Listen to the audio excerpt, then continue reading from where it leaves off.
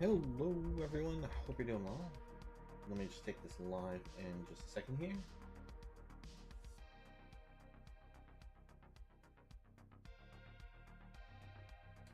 Hello everyone, how are things going?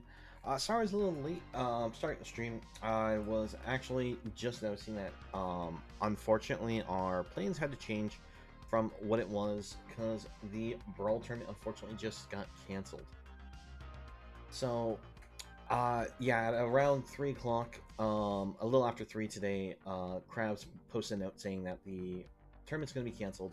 So we're going to try to pick up the next tournament that's going to be next week.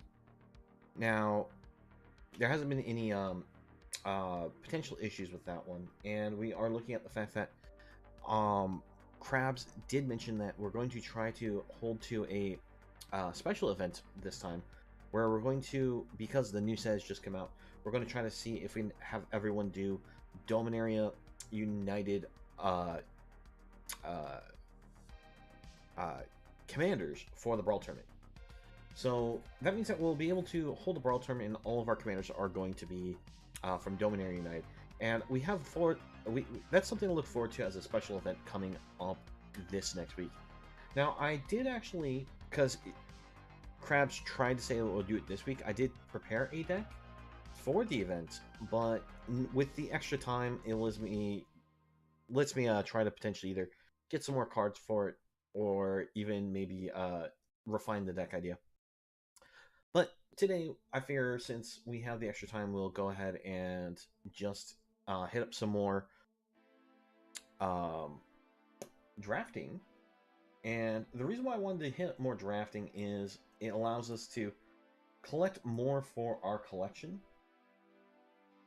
How you doing there, Izzy? Hope things are going well. But yeah, sadly there will be no brawl. But actually, I do want to show off what I did actually come up with for an idea for the commander. I don't think many people were going to try to use this, and unfortunately, with our special ban list of Paradox Engine being banned, I can't turn this into an infinite combo deck. But Maria's Scholar of Antiquity, I was trying to do this red-green style artifact deck as our deck design, because the ability to tap add green mana out of all your non-token artifacts didn't seem too amazing, but the ability to tap 2 untapped non-token artifacts to exile top card and when we play it means that if we have a whole bunch of ramp, we can just go off the top of our deck with a ton of cards. And I thought it would be interesting. Now, I'm not sure how well this is going to work. I did a little play testing on my own, and it seems very inconsistent at the moment. So I did make some more adjustments to the deck and haven't had the chance to test those yet. The idea is that we play a lot of little 1-drop and 2-drop artifacts. Just that way we can get artifacts set up for the purpose of just either being mana producers or even make it so we can start playing off the top of our deck as soon as we can. But the other reason is it allows us to play cards like the Metalwork Colossus, and if we use Ugin, we can play all our artifacts, all these early cheap artifacts for free. Oh, you posted in your Discord. Okay. I mean, I still feel bad that you don't try to join our Discord and post them there. We have a special section for that, but let's see.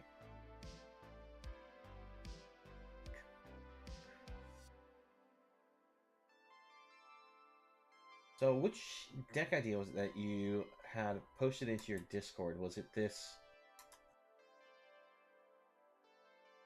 Let's see, it looks like a life gain deck.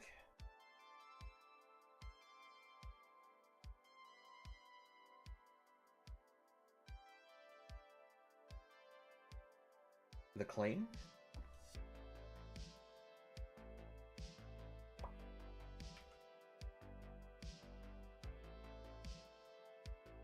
I'm not sure if this is the deck list or not. Let me try it out.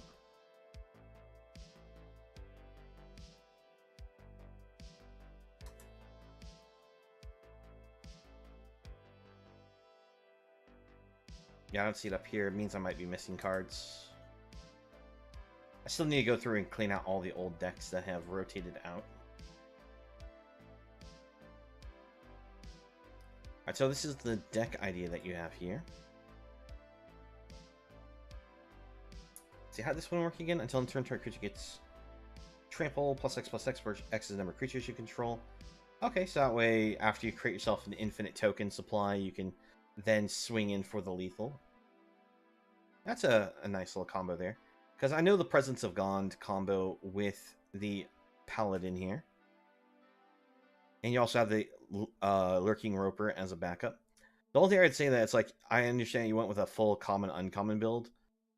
The only thing I would like say is like, oh yeah, the one thing that you just add to this deck to make this just work more consistently is just simply Coco, just to dig to these cards faster.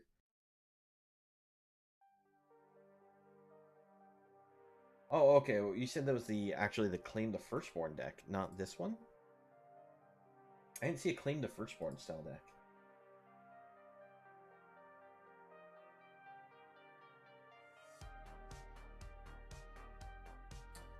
Let's see, is this it? Oh, I think I found it. Oh, I need to adjust the sound on that. Oh, Lady Perdobo, thank you very much for the sub. Greatly appreciate that. But, oh man, I do need to adjust the sound. That blew out my ears. I do apologize to anyone else if the audio was too loud. I'm not sure where to adjust that at the moment.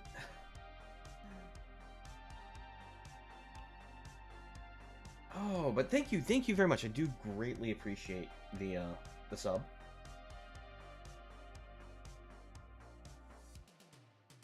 Let's see.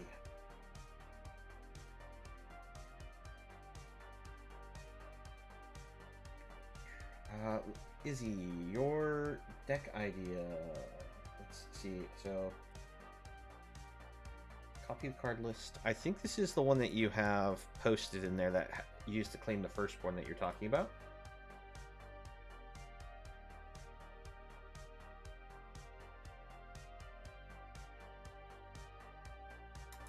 Did it not go in?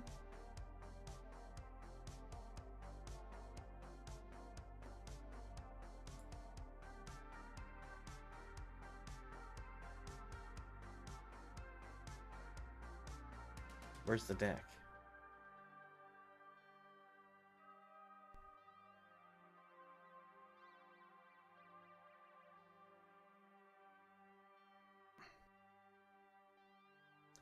I'm confused. It's saying it imported it, but I don't see the... Oh, here it is, I think. For some reason, it put them all the way down here. Okay, so there's no deck list. I saw this deck list, though, posted in your chat, so I thought this is what you were talking about. I do apologize, then. So let's see. You're talking about using Claim the Firstborn, then enchant it with Kaya's Ghost Form, then Village writes it, so that we get the creature on your side. Let me read Kaya real quick on the Ghost Form. Well, under your control. Yes, you are correct. That combo would work. It's a very expensive style combo to set up. One of the things that you could do is also make it so that way you could just destroy the creature with any destroy spell, and you'd also steal it that way. And even if it goes into exile, it'll still come to your side. So the only problem is that you do have to enchant a creature or planeswalker you control, so you do have to steal it first. Yeah, do you see what you're talking about? There are a number of cards that do also the threat mechanic, so... And the great thing about Kaya's Ghost Form, if you steal something and Kaya's Ghost Form it, you don't have to necessarily destroy it right away, because after you apply the Ghost Form, it stays on there. No, actually, I think you... No, the enchantment's yours. So, when it dies, even if it's under your opponent's control, you should still get it. At that point, I'm not... Oh! Lady Ferdavo, thank you again for another sub. Greatly appreciate that. Yeah, the first one you gifted out to Ruscio, and that one you subbed for yourself. Do greatly appreciate. Hope you enjoy all the fun emotes that you get from us. But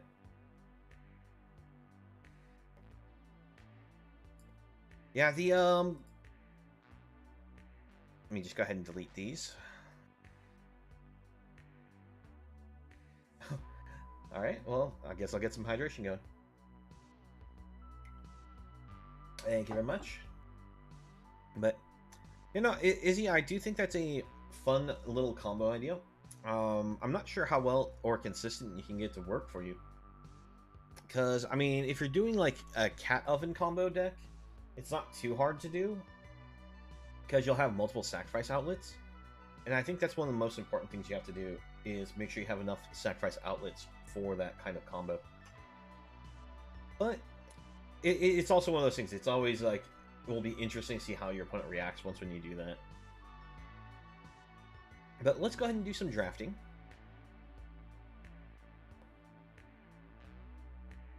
Let's see, Premier Draft.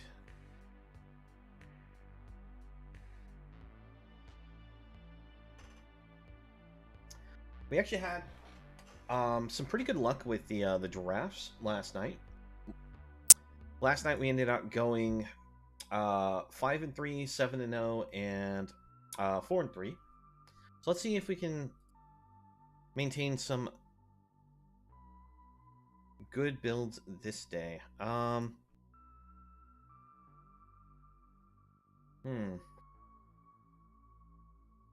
do think Lore Master is an interesting card, but not really good for drafting. Like, you could build decks around this. The problem with drafting is your opponent just get free card draw against you. So that's why it's a little hard to play it. I think I'm just going to go with the Warlord here. Because the domain ability on this does lead to some powerful attacks. I'm not really too... Oh, wait, actually... I really like these Sea Scavengers. I'm going to change my mind. I'm going to go for the blue card. Let's see how this works. Ooh, I do remember this. This one was actually pretty good. Could go for the white, blue, green. I actually kind of like cleaving Sky Raider. You can surprise your opponent with the kick on this, because it's not only when you attack, it's just simply whenever there's any number of attacking creatures. So if your opponent like goes for an all attack against you, you could flash this in with a kick and either dome your opponent with all the damage or even kill off something. Ooh, that sounds interesting. I mean, there's a lot of interesting cards in the format, so it could be quite the variety of ways on how you build right now.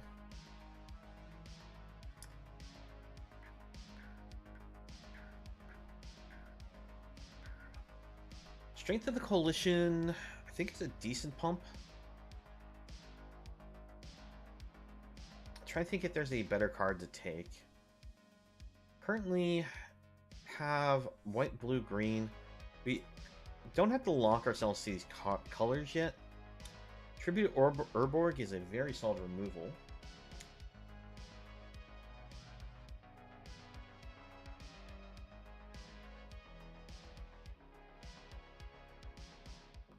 But what's your deck idea for the Dominaria United? Because I have a couple ideas. I'm not sure how many of them will work. Some of them I might just make just because they'll be fun, just like casual deck ideas.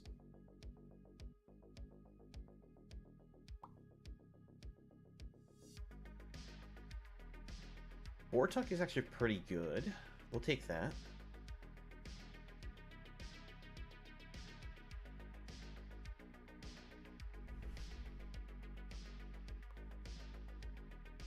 I know I took this white-green card, but we may just choose not to play the white-green.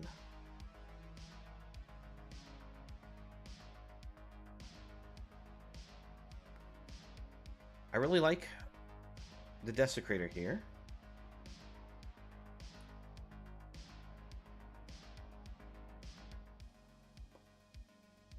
Alright, let's try maybe going for the blue. White, blue, blue, black, green seems actually like a pretty strong combination here. Go Sultai.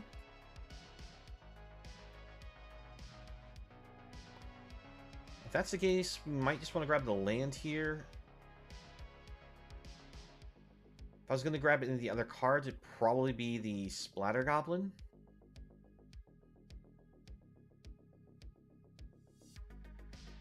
Oh, this is such a strong card. But we've already got ourselves pretty far into these colors. I don't think it's probably a good idea to start switching to red.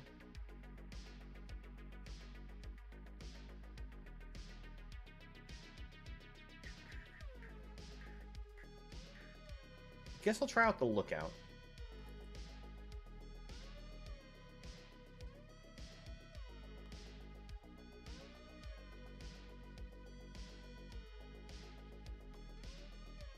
I guess we grab the Barricade here. I don't think I'll run it, but it seems decent.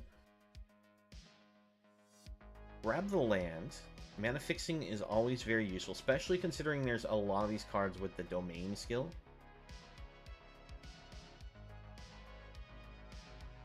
Sometimes you just want to grab the extra land types, regardless of if you're planning on playing in those colors.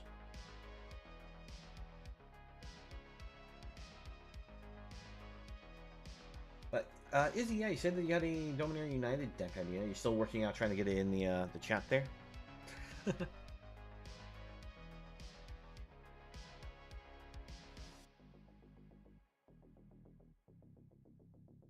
Oh, you're back. Okay, okay. Oh, your phone died. Oh no. Had to quickly go find that charger, huh?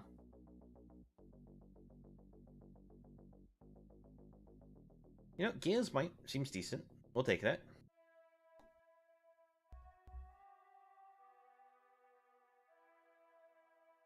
And I guess we grab the Terror here.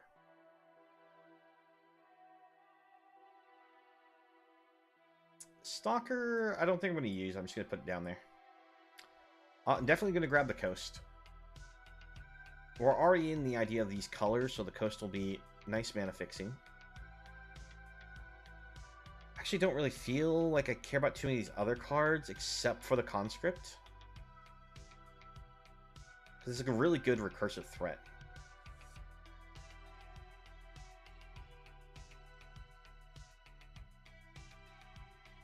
Aeronaut seems good.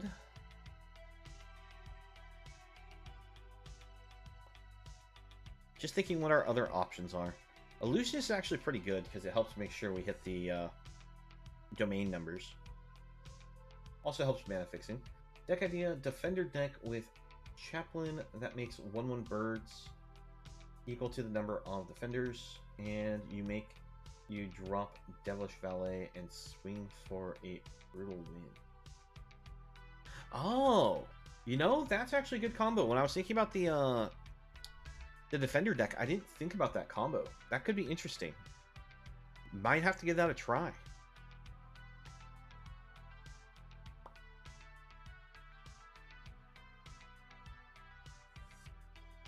Enters battlefield, choose a card type other than creature or land spells. Choose a type, cost bonus cast. Return it to the battlefield under its owner's control. Being the next end step. I mean, that could be really good because we could just call. We can't call creature or land. That might not have been a good grab. I might have gotten distracted by how much text it had, thinking it was better than it was.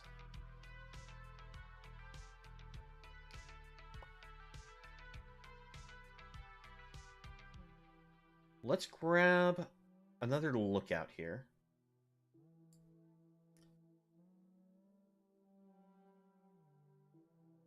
We'll take the draw spell. I'm looking for some more control options, but not really finding them. Could be a problem because of that.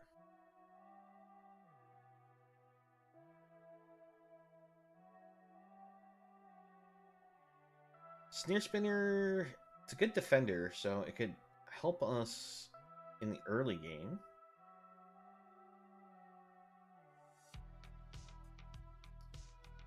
Urborg Response. It's actually a really good card, but if it's kicked, return target creature card of mana value 3 or less from your graveyard to the battlefield. It gains haste, sacrifice to begin next end step. It's actually a really scary card. Ooh, I just realized something I want to try with that. Because I mean, I don't really feel good about any of these cards.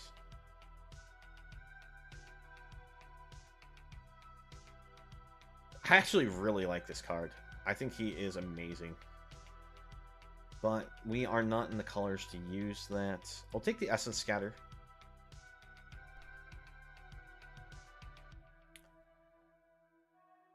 Not feeling these ones.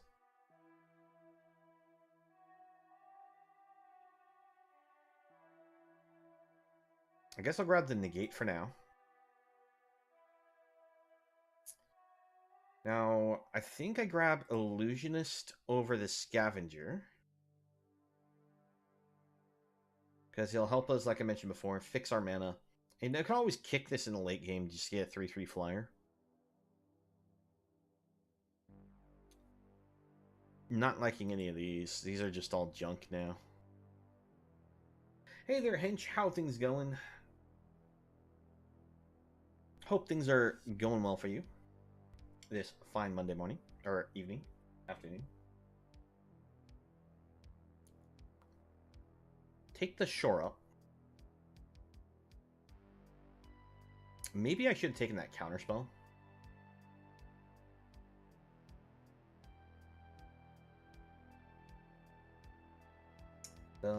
We if went down. Oh, the Wi-Fi went down. Oh no!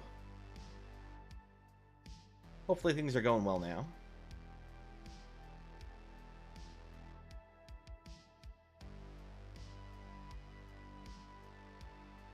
I just want to take this for my collection, but that is not the one we want to grab. How does this frog work again? Its power is equal to the number of land cards in your graveyard. At the beginning of your upkeep, look at top card library. You may put that card in your graveyard. You can sacrifice lands to gain 2 life. I don't know how I feel about the spawn of Turg. Actually, I think I like the Void Cheaper Prodigy here more, or Vine Cheaper.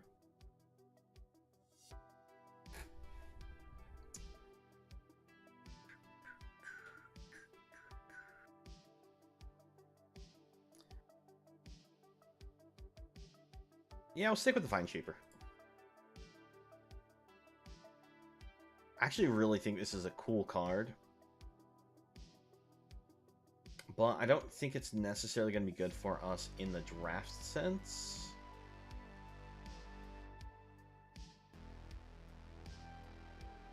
Never drafted, you don't get it. Well, our goal is just to keep grabbing cards from booster packs as they get passed around the table to try to build our deck here. And we hopefully build ourselves a decent deck. Now, I really want to take this tribute to Urborg because I want the removal spell.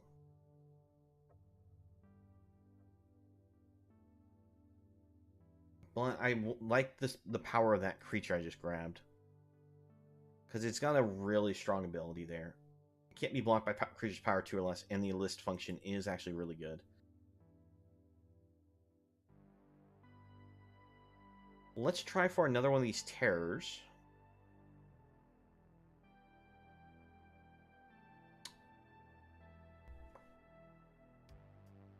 Oh, man, there's not many lands going around, unfortunately. Ooh, Terror Sunder. This is an amazing card. This is one of the reasons why I wanted to be in black-green. So you can exile an artifact or enchantment for 2 mana. If you kick it, you can just exile any non-land permanent. It's a really amazing card. I need to get to know blue, red, and black. Well, I mean, those are like basically, I don't know how to say it. Blue's one of your like primary methods of control. Same with black, and red's mostly your aggro. So You've been playing just mainly white-green. I imagine you've been playing a lot of life gain decks. So let's go for the joint exploration. Or do I take bite down? Actually, I'm going to take bite down. Because I feel like I don't have enough removal options. We might run into some issues. None of these cards are amazing here for our colors. So we'll grab the negate. We'll take this. Oh, my favorite red creature just rolled around. But we are not in red, so it's not like it matters. Grab a Prodigy. Tempted to go for the Grotto, but we're going to cut that out. At this point, we don't have the white source or the domain power to make that really that amazing. Which case may actually take Bortuk out.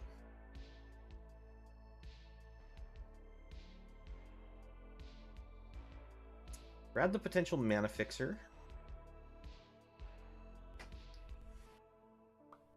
But you said you need to get to know blue, red, and black better. Is it just you primarily playing only white and green decks, or is it that you're just not sure how to approach building decks with them? No, I'm just gonna take this for my collection because I don't feel like I need any of these cards that are going around. Most of them are kind of just the chaff at the end of a draft here. Broken Wings might play, probably not. Play white, green, and building. All right. Grab the Impulse. The surprise Impulse wheeled that far. Felt like we were the only one really grabbing the blue cards. All right, let's take a look at what we have here. So I actually really like Shore Up for a protection spell because it's +1/+1, gives hexproof, and then untaps it. So you can actually use it as a combat trick to surprise your opponent with a blocker. Let's see. Don't feel like that's that useful. We'll take out the wall.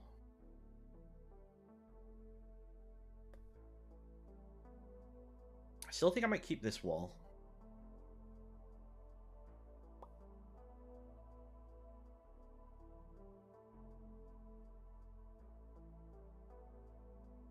I think I'll drop the negate here. Have to cut around 5 more cards just so we get closer to that 40 number. We'll take out 1 mana worker.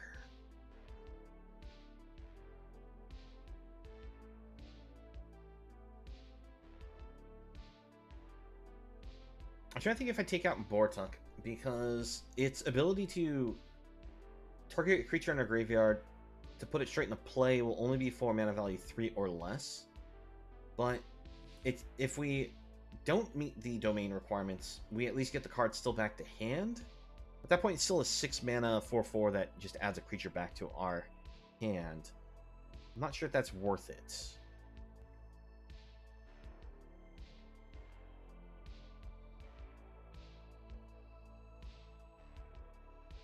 Let's actually go down the barricade.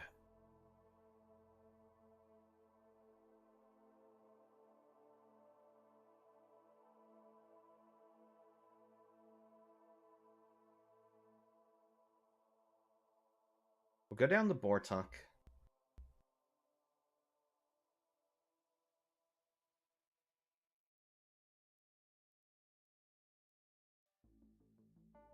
I think we'll take Bite Down out because most of our early creatures aren't that large. So there's no guarantee it's going to be useful for removal.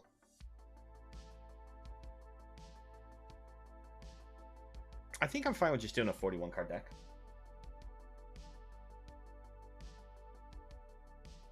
So So we have a late game play for the Mossbeard Ancient. When it enters battlefield, will gain 7 life. These Tolarian Terrors are 5/5 Ward 2s that cost 1 less for each instant and sorcery in our graveyard. And we run a fair number, so we could probably play this for pretty cheap. Linebreaker has the Enlist ability, so we can tap an untapped creature we control when this attacks. And when we do, it will gain the power of the creature we tap to it. And since it can be blocked by power 2 or less, it's going to be hard for the opponent just to chump block it. We have some nice flyers. Espionage is decent draw. Sea Scavenger helps set up top of deck. A little extra dig action, some counter spells. Tribute to Urborg gives a --/ function for removal. Yeah, I think we're good. We'll do this.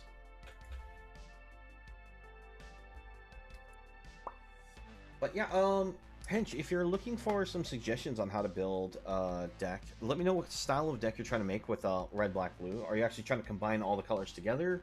Or are you trying to build just simply like a red, a black, or a blue deck in some variation?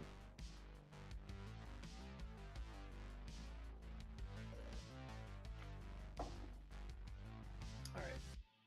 From the open, I think this is a pretty keepable hand. We unfortunately have a pain land for the purpose of playing our green spells, but it's still nice to have the color flexibility.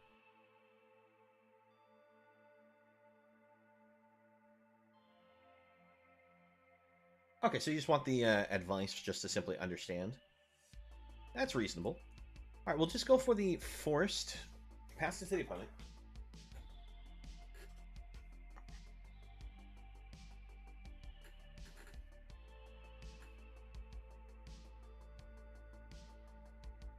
Alright, we'll go for the snare spinner.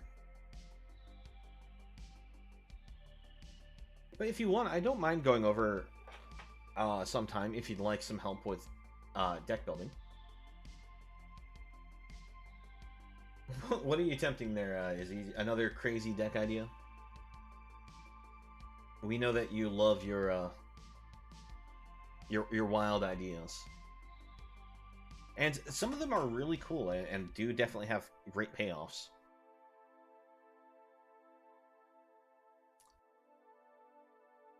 Just gonna go for the draw here. Not gonna wait for the extra 2 mana to kick this.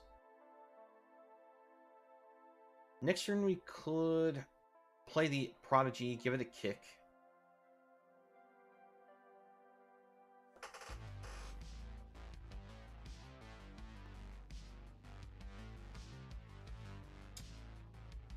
See, having one unopened pack of each pack that costs 1k gold, and I'll open them and try to make a death. Oh, Izzy and your crazy ideas. The only problem with that is, like, that's something that you could do in a like with a full like normal 15 card booster pack easily enough, just to come up with some silly jank.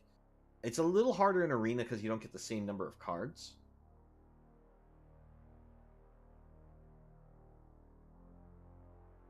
Alright, let's go for the Coast.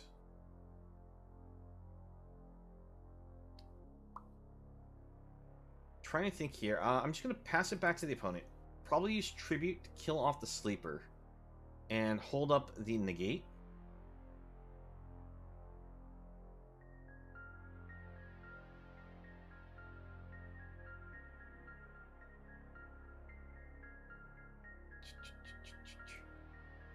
Actually a bit worried about this card, so I'm going to kick this just to make sure this dies. I say make sure in the sense that gives it an extra -1/-1. And opponent fails to protect their creature. This card gives Indestructible, and they thought it would protect it, but if in a --/ sense, this reaches 0, it still dies. So we got them to waste a take up the shield. We'll go ahead and kick our Illusionist.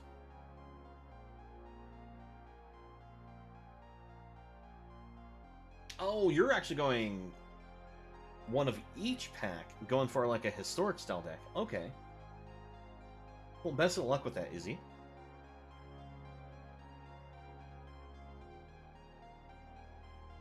Alright, they attack with the sleeper. We'll just take the hit from the sleeper.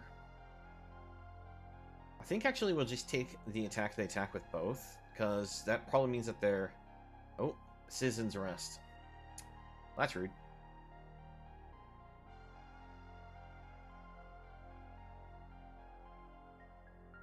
Alright, let's go for this land. We'll kick the Prodigy.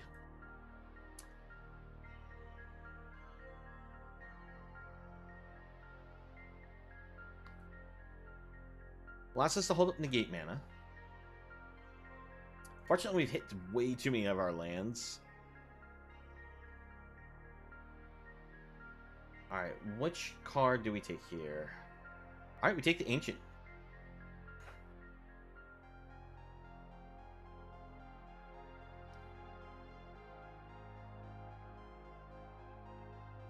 So you're going to go one of each normal pack, and you're even going to go for the alchemy packs? Well, I wouldn't recommend doing the mythic packs. Alright, we'll give the block here.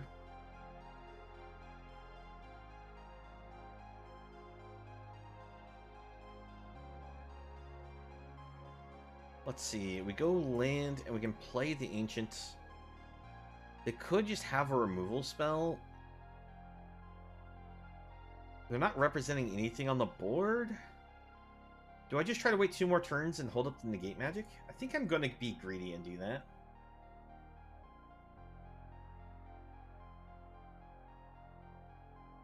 So if you get no spare wild cards, that's... Yeah, you should have enough to be able to craft a deck. Now, the question is, since it's going to be 1 pack of each set, how many of those will actually be useful towards the deck idea?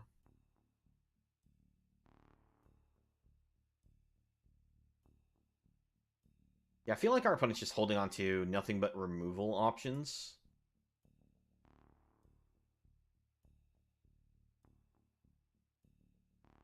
Let's go for our Ancient. Gain our 5 life. Opponent's going to snap a removal spell, probably.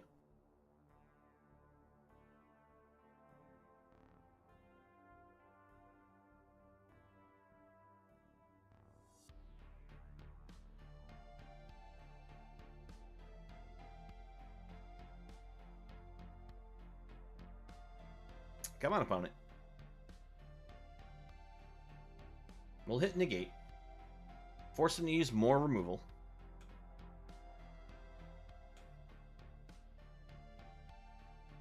I thought this one was a sorcery. I forgot this one's instant. It's actually not a bad removal spell.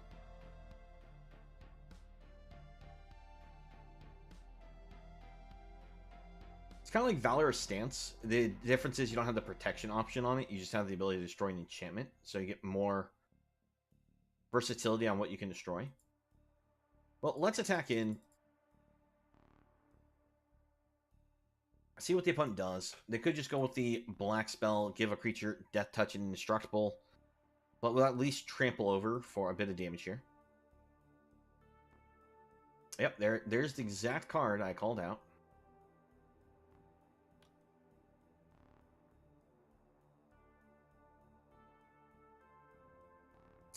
Alright, we'll go for a Lookout. And we will bring out the Tolarian Terror. It'll be the opponent's turn.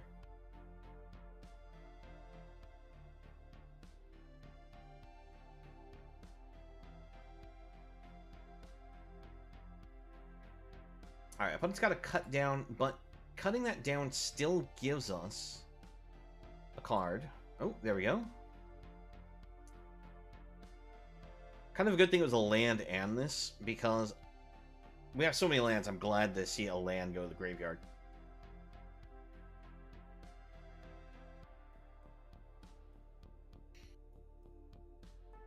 How many removal spells did you take, opponent? It feels like you don't have any creatures.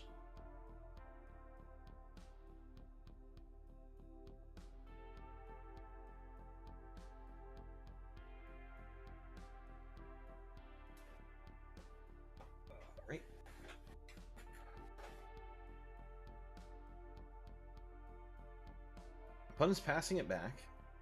Before we put anything to the board, let's attack. See what the opponent does. Alright, we get the creature off the board. Let's go for a Sea Scavenger. Put that on top. And I'm just going to pass. The reason why I'm passing is I don't know if the opponent's got pulled any of the sweepers. I'm just going to play around the sweeper.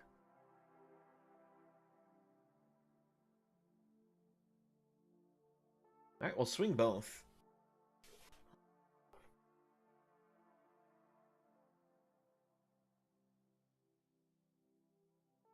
Alright, at this point, I'll go ahead and put one more terror to the board and pass. This is us pushing a lethal sense on the attacks on the board. So even if they kill off like one of our creatures and don't put anything new to the board, we can attack in whatever they don't block, use the might on, and finish them off, potentially. Alright, there we go. Opponent scoops it up.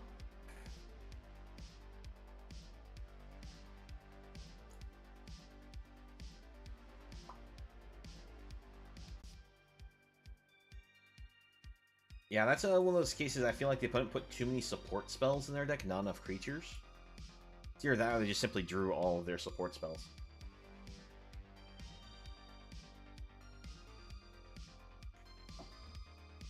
Because you gotta see the opponent, they played 2 different spells that had protection on them, and all we ever saw from them was 3 creatures.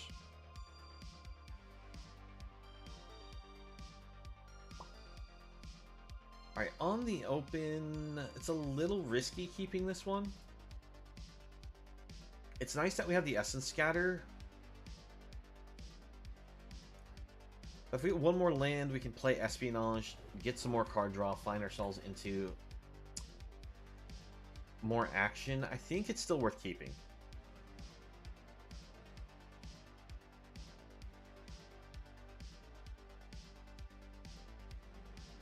That is not what we were looking for. The fact that opponent's on the play is also one of the reasons why I was a little worried about this, because... Yep, there they go. They put something to the board. Now... I play this out, so that way if we do draw the land, we can go for the Espionage. No blocks. You clearly have some kind of combat trick. And not only will you kill my creature, but you'll get a 1/1 at the end of turn. I'll play around that. Alright, now I'm going to have to just run into it. This is what I was worried about. Didn't draw the land.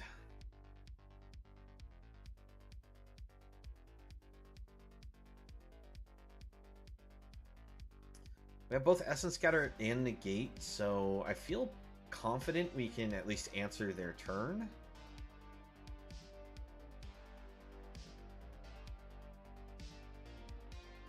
Offer block this time. Be ready with the negate.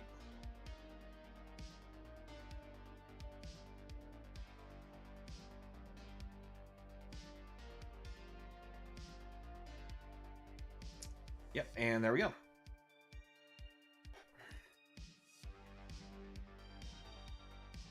Now, if they had just simply put that +1/+1 counter on their creature last turn, we wouldn't have been able to easily block that, and like we would have had to use the might. But the other thing is that they would have already started just been able to hold it back and passively generate 1/1 tokens.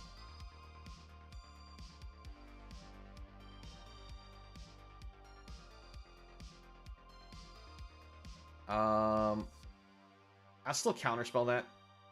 We don't have much on the board, and I don't want to deal with a 3/1. Alright, bring out the Lookout. Get ourselves flying pressure here. Oh. Well, that's not good. When Lookout dies, though, because they choose the first phase... Let's see, what do we get? I don't want to put that in our graveyard, but we don't have much of an option.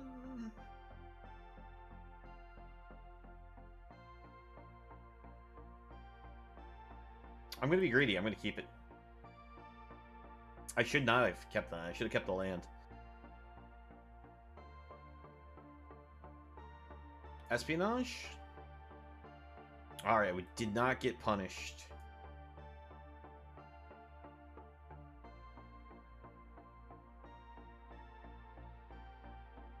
So the opponent can discard any number of their cards, draw new cards. Alright, interesting enough, they discard Thrill of Possibility.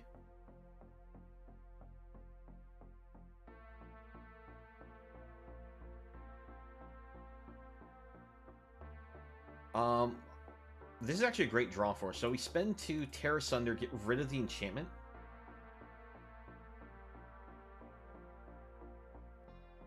And now Tear Assunder's in our graveyard, so this only costs 3 mana. If I needed to, I could have used the draw discard from the Desecrator to make it so that way it costed less.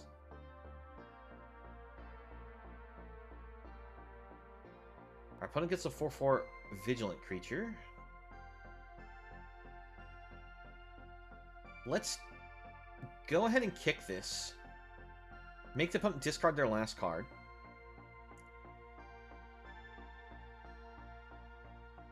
We unfortunately... No, we actually do have 3 different land types. So that is a +3/+3 spell. Let's attack in. Opponent's turn.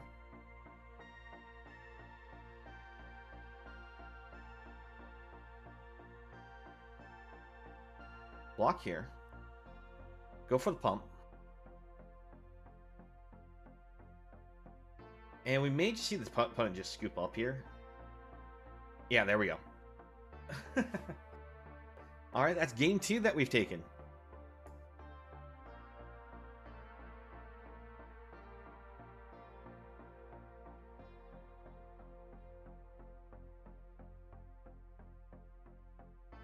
It's always important when you're drafting to try to make sure you find like a decent balance of creatures and spells.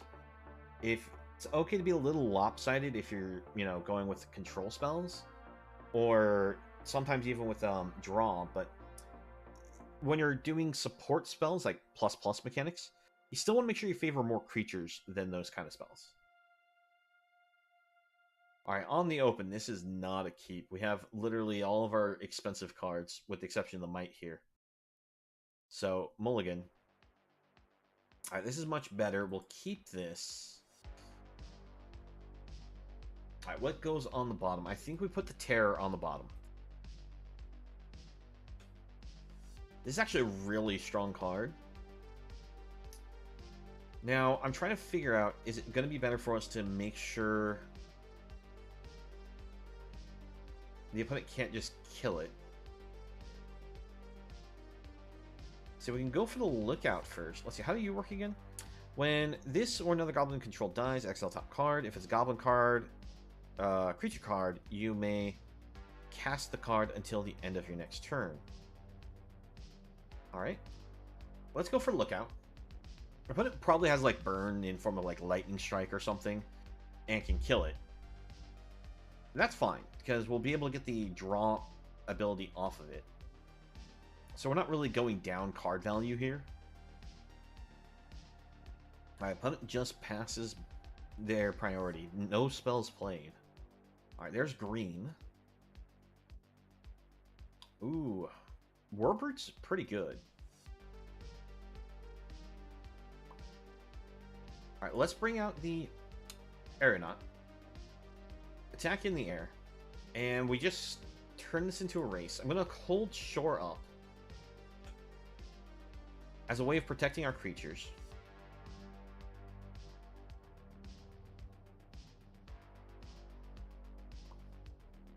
Alright, so opponent's going to attack in. They're going to use the Enlist mechanic to make it a 4/4. We'll say no blocks.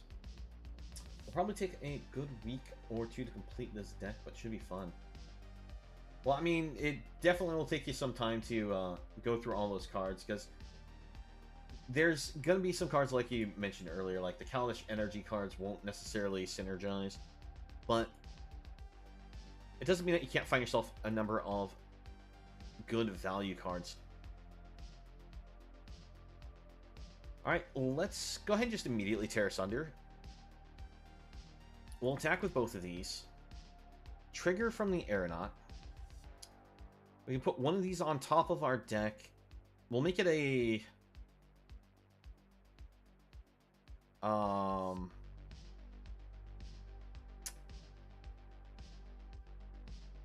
Can I submit 0? I can submit 0. So if I submit 0, they'll go all on the bottom. I'm fine with that.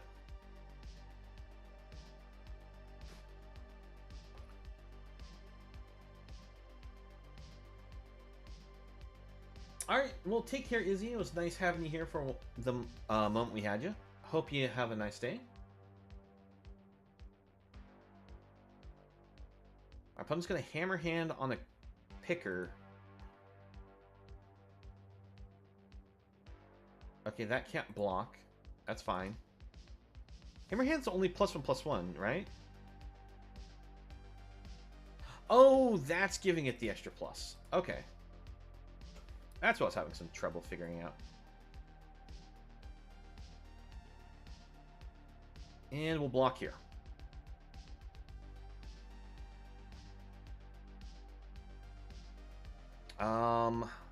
Keep the swamp.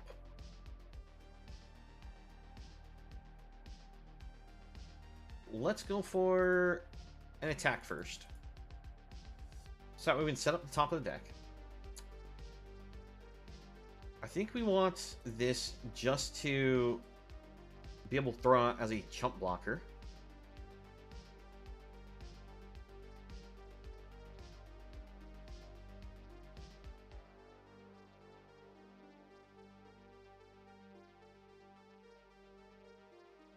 Creature gets +2/-2. Okay. That works as both removal and pump, so I can understand why they use that.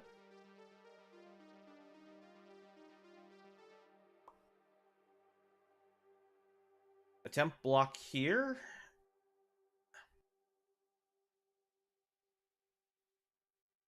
Alright, so they do kick that. Brings us down to 2. If they have another one of those kick trample spells, we're going to be dead here. Attack in. Man, we just cannot find what we really want.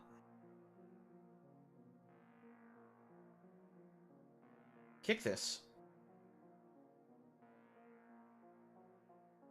There we go. There's a nice sized body. Hopefully our opponent does not have another one of those kick trample spells. If they do, we are just dead here. If not, we buy ourselves another turn by offering a full block.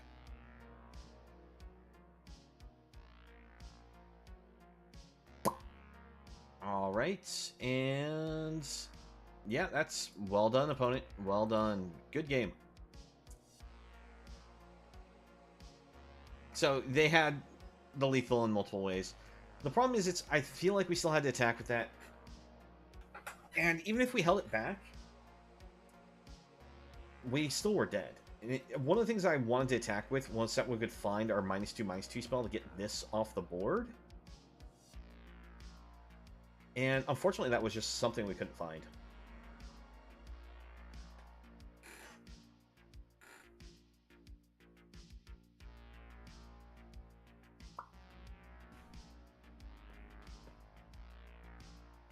Well, let's see how our next game goes. Unfortunately, we get another one of these 2-landers. We do have green-blue in hand. I think this one will be... I'll keep it. I keep this because Scavenger should be easy enough to play and be able to help us dig for the last land. Alright.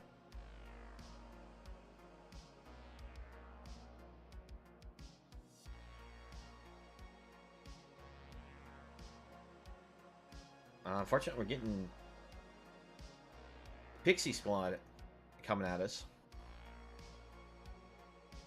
White, blue, green for our opponent. Go for the Scavenger. Alright, no counter spells. That's good.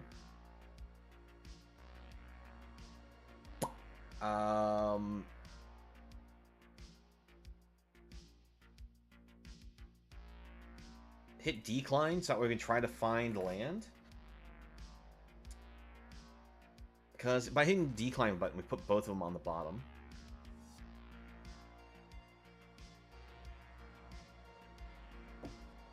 Alright, opponent comes in for some damage. Well, there's our illusionist.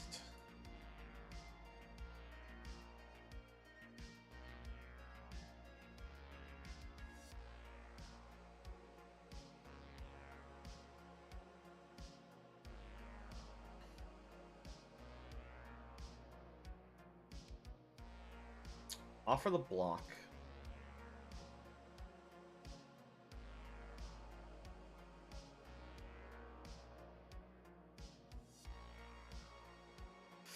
Not good. Not good.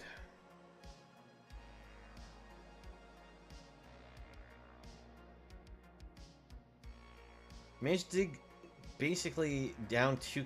Like, we took our top two cards, put them on the bottom, try to find ourselves a third mana source, and just could not hit it.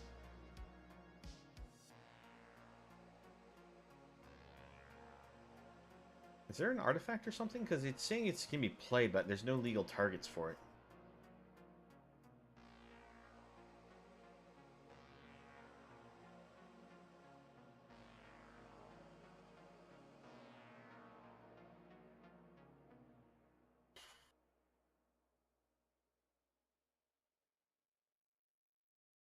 It's actually going to be better for us just to hold up the negate and the essence scatter here.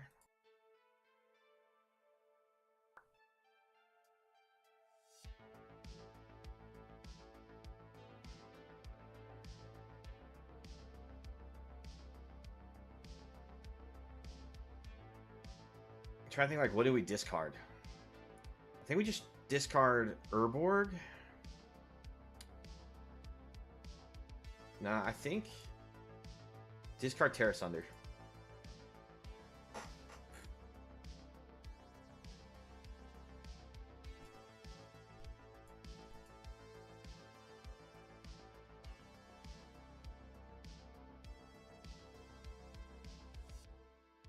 Alright, we finally hit that land. Gotta just hope that the opponent does not have some kind of interaction.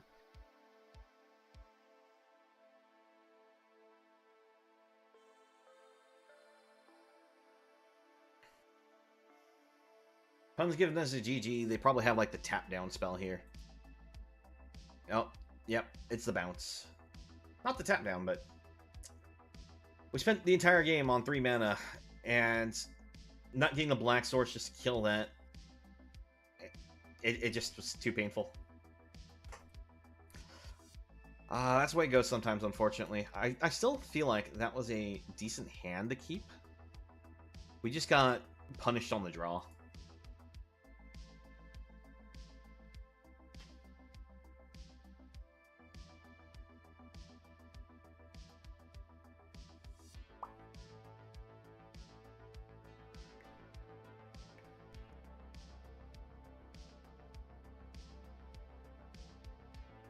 Hope everyone's enjoying themselves.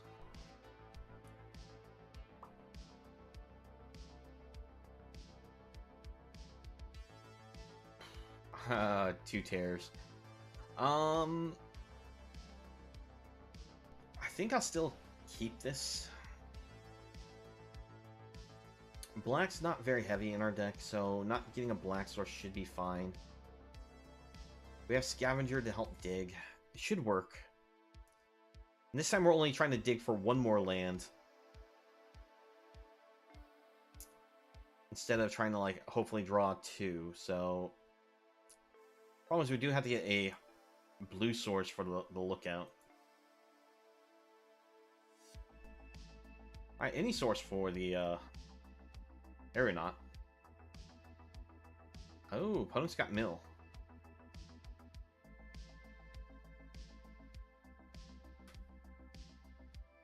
I mean, if they let it sit, they let it sit, but they may just... Alright, they let it sit. Good, good, good. That's not good, but the fact that we were able to get our land is good.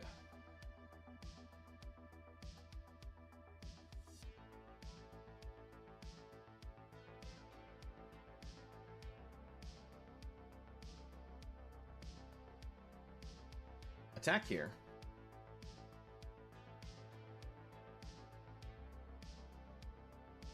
Go for the shore up.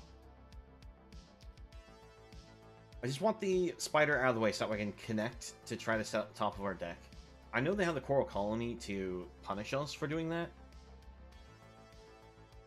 Okay, that doesn't trigger Beast Caller, because this is casting creature spells, not just creature spells entering the battlefield. So if they had kicked this, it wouldn't have worked. Not that they did kick it, but... Attack in.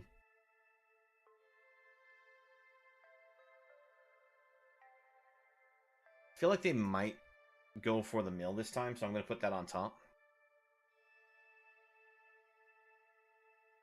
And I was wrong. Let's see, this one costs one less for each different land type. Give the double block. Willing to trade these.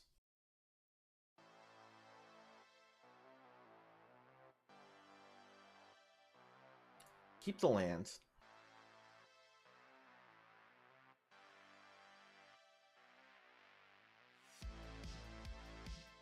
Attack in. Gotta find that black source. Where is our black source? I mean, that's a good card, so I guess we'll keep that.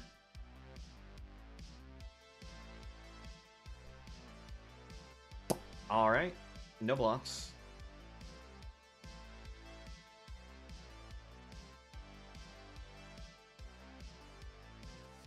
We go for another terror.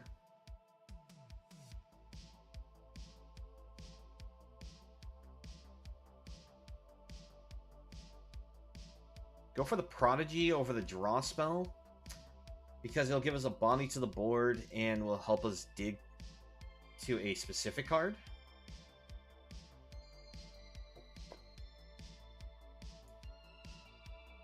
Alright, give that to double block. This is a 4/5, so it should still be fine.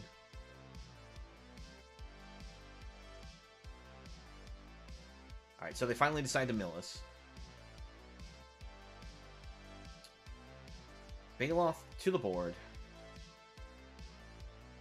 Gonna win this 2 points of damage at a time in the air. Death by 1,000 cuts.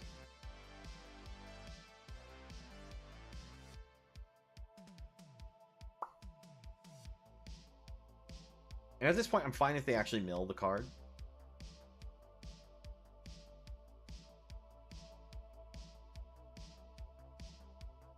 That I'm not really fine with.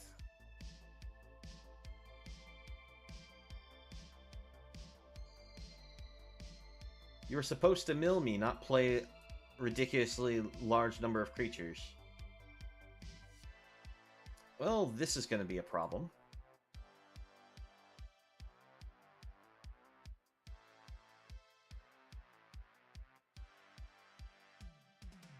Alright, this goes on top.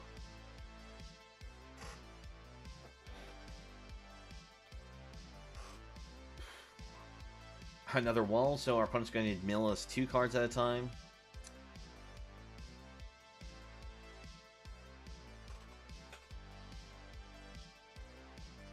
Now, let's see. When they attack all, we kill off a couple 3/3s. We block a 4/6. Oh, they're not attacking. Okay.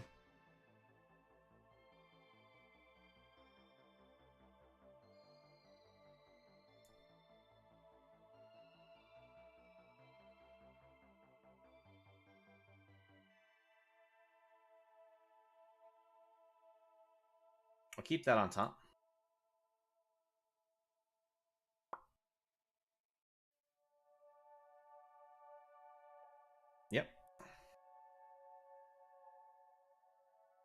That just rose how much the Urborg can do for a minus.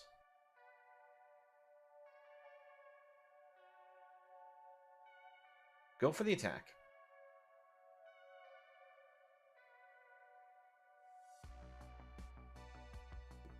Keep the impulse.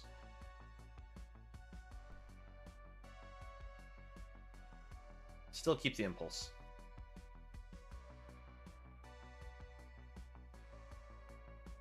I think our opponent's looking for a card that lets them get trample or pumps their whole team to try to go for all-in-one. Well, that's not good.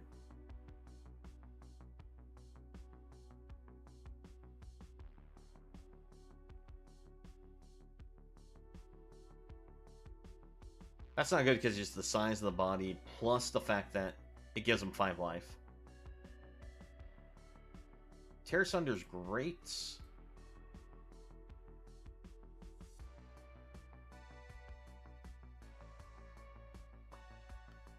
I'm just putting cards on top that I don't mind losing to the mill.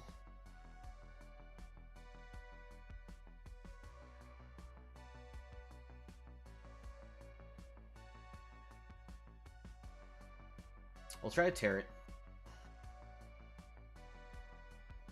The opponent top decked themselves a protection spell. That's going to feel bad.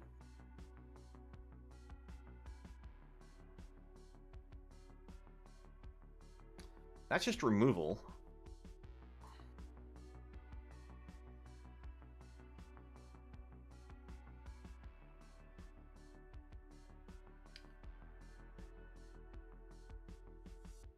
I'm surprised they haven't attacked with all of these yet. They're being very patient. Are they trying to win with the mill? Oh my gosh, the lands.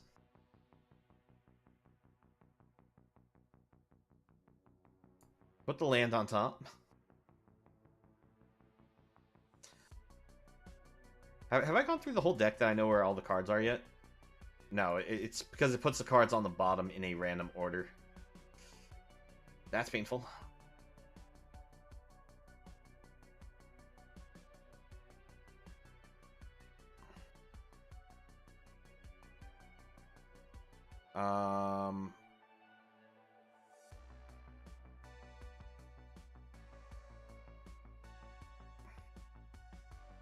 Kick.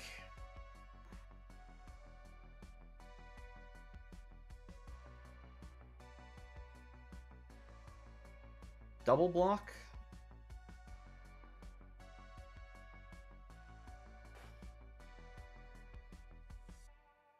But I still don't know why they're being so passive.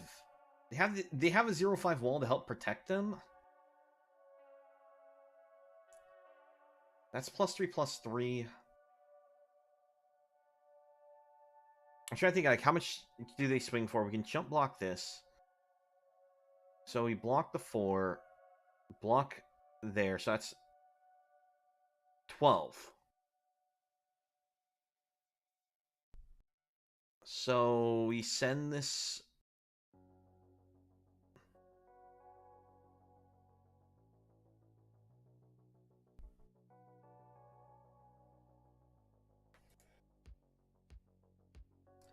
I can't take the risk of sending the Bailoff because they have an easy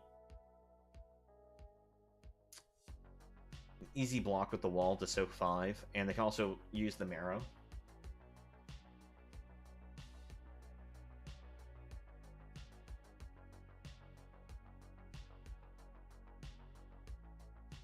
Oh no.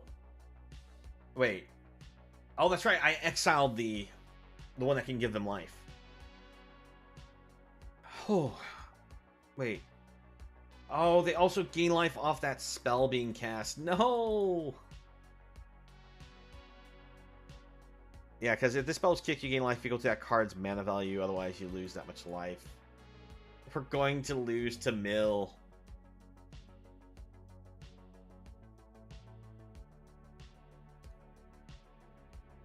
Alright, opponent finally realizes they have a ability to pressure us here. See, +3/+3.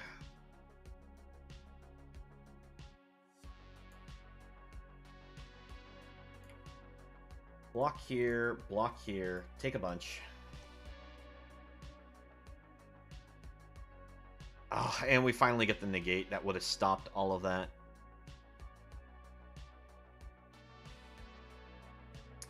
Yeah. Good game, opponent. Ah! The Coral Colony shutting off our real ability to just control the top of the deck. And we really ran into an issue that we kept drawing lands every single so many times after they milled our cards, so just some real bad luck there. Unfortunately, that's going to do it for this run. So we unfortunately only get 2 wins. That is not very good. At least we got to the 2-win part, so that way we get, you know, the extra booster pack. But let's go for another round.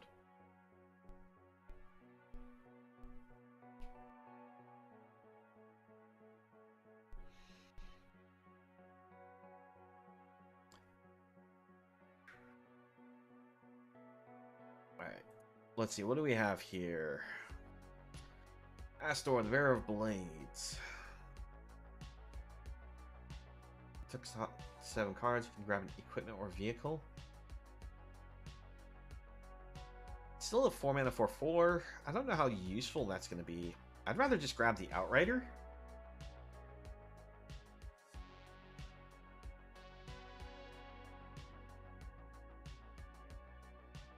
I think I'm just going to grab Outrider and go for this silly domain deck build again.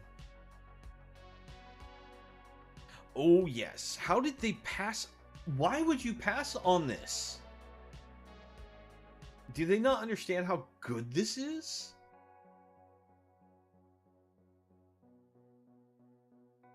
The Cruelty of Gix. The first ability is you get a look at your opponent's hand, rip a creature or a planeswalker. But you don't have to do that if their hand's empty, because you can use the read ahead, so you can either use the tutor, or you can just use it to straight bring a creature from graveyard to play. This is an amazing card. Why would you not take that? Oh, geez, this pack is not offering us a whole lot. I guess Citizen's Arrest is our best pick.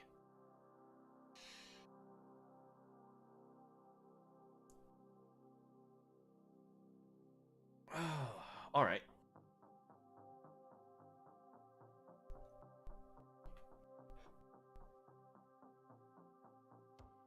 But yeah, no, I'm going to try to see if we can find some more Outriders and get a bunch of the dual lands. All the dual lands do come to play tapped, but they count as their land types, so it helps build up this domain. I think I'll just grab the land here. I don't really care about too many of these spells. I think Necromass is like the best card out of this lot.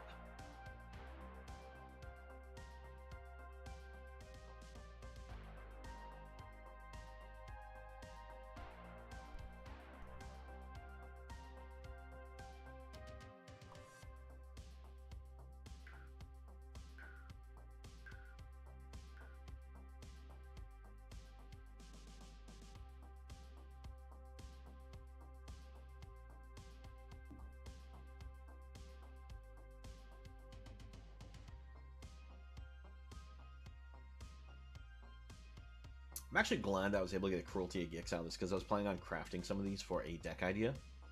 And anything that you can get out of the draft once we're planning on just getting packs to make stuff does help.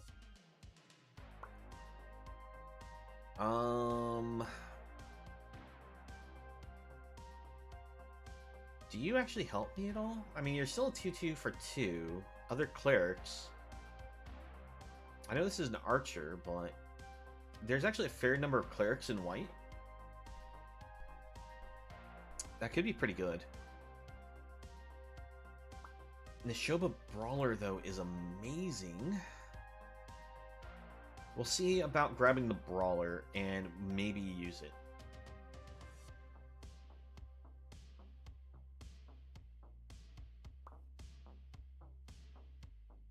I know we've currently have ourselves on 4 colors here.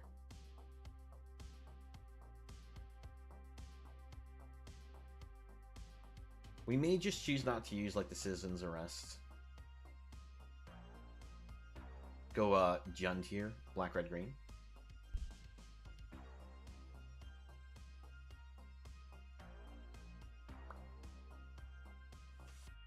We'll see what we can find. I actually do think it might have been a good idea for us to grab the cleric.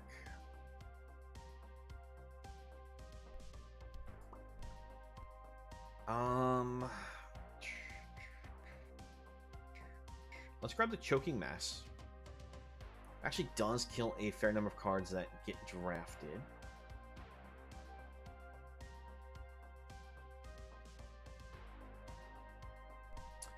Black-red land seems good to grab.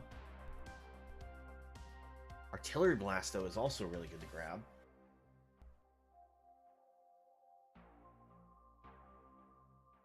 I think I'm going to go with the Bog, because I don't think I'm going to get a chance at the land again, and I think I want the land more than the Blast. Artillery Blast is a great card, because for 2 mana, you get to deal X damage to a creature +1 due to the different land types you have. So it can do up to 6 damage.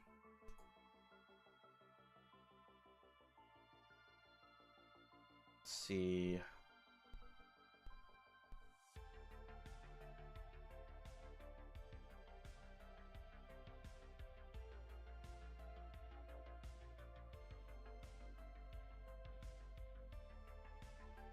Trying to think like what's the better option here. I think I want the Scout the Wilderness.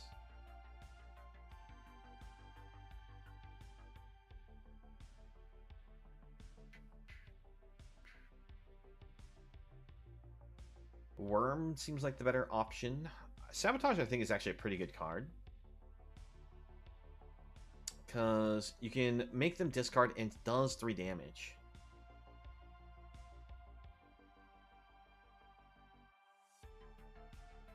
But we'll stick with the Worm.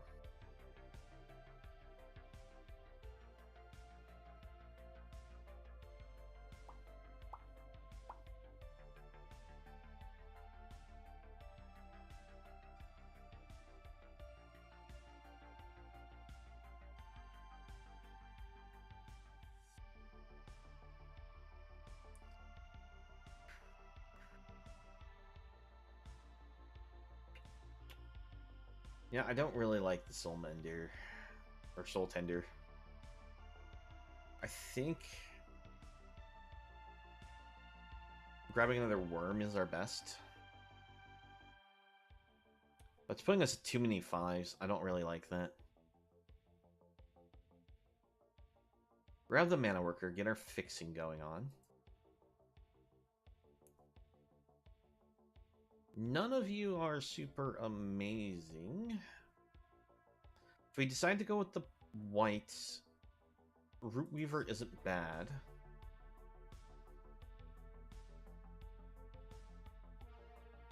Eesh. I think I'll grab this, because it's got the mana dump to pump our team. Oh, yes, King Darien. I love King Darien. Now, if we can find the uncommon that's white-red, that makes it so we generate a 1/1 token every turn at the end step, that would be great. I mean, I do like the Outrider, but I think we're definitely going to be white-green. We'll cut the black, that means. So we're white, green, red. Thran Portal isn't very good for draft. Outside of draft, I still think it's mediocre.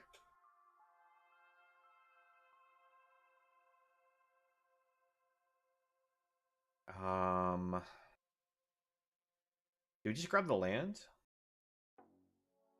for our domain? Or do we grab the Warden Chief here?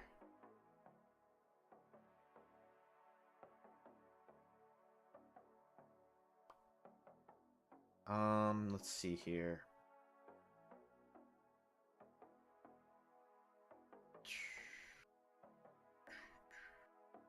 You know, I'm just gonna rare grab.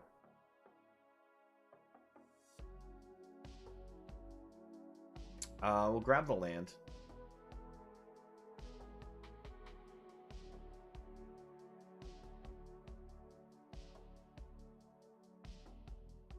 Actually, let's try to grab Artillery Blast here.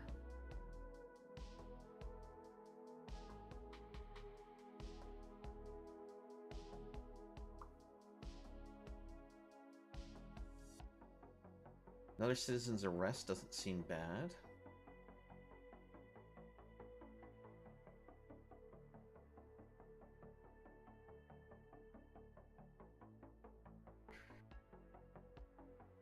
We are a lot of late game big cards. Oh, Outrider.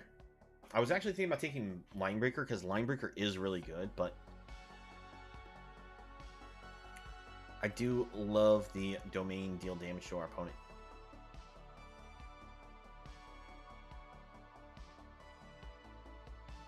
That's worth splashing, maybe.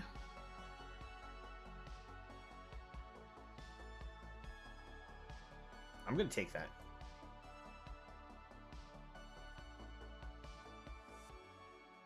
Grab the black-green source.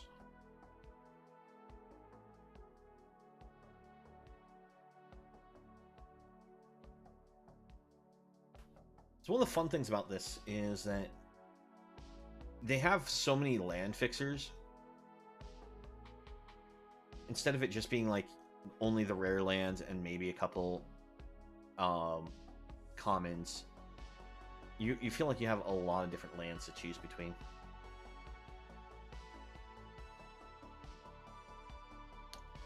Let's go with the Sleeper, because it's still a 3/1 body. You don't have to kick it. Strike Team seems good.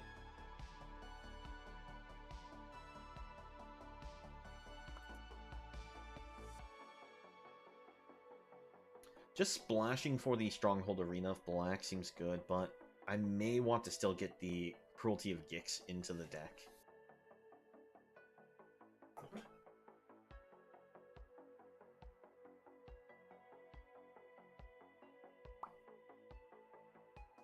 None of these are super impressive, but we'll grab this one for now.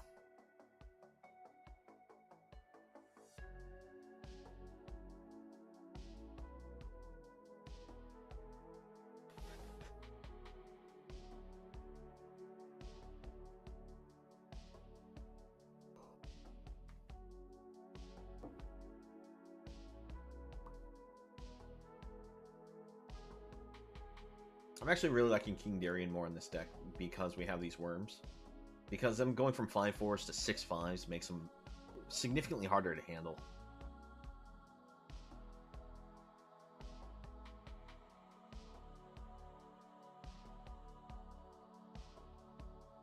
Let's grab the Destroy Evil. Destroy Evil's not bad for us because it does give us some enchantment hate as well as just large creature destruction. Not in love with really any of these.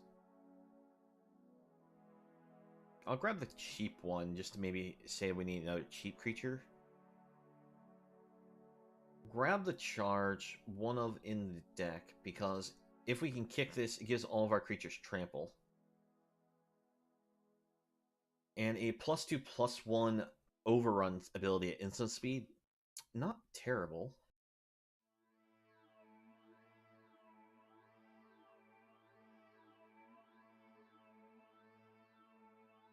Oh, that's a great card.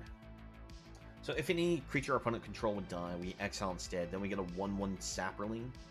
And we can sacrifice Saprolings to give this either +2/+2, or we can spend 2 and sacrifice... I'm sorry, spend 2, sacrifice 2 Saprolings, draw a card. It's a little expensive to the sacrifice for the drop.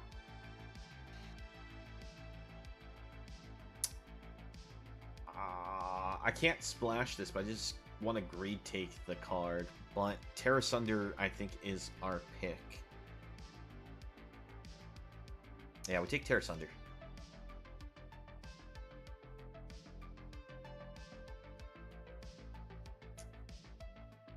Let's see. At this point, I feel like I'm just splashing red for just the Outriders, and at that point, I might just want to just cut the Outriders, go black, green, white.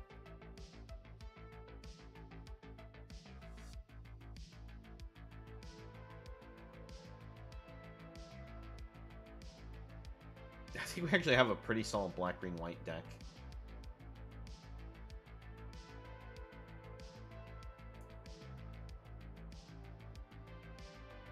Let's see, conscripts are really good.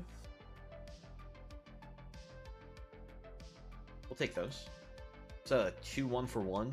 Only downside is it enters battlefield tapped, but you can bring it back from the graveyard if any non-skeleton creature died. Now, it has to be under our control, is the only drawback to it.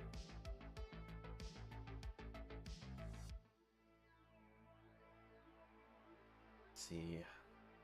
Yeah, I don't really feel like we need that one. The great thing is this is going to be great sacrifice fodder for the sleeper. Squee, are you good enough for our deck?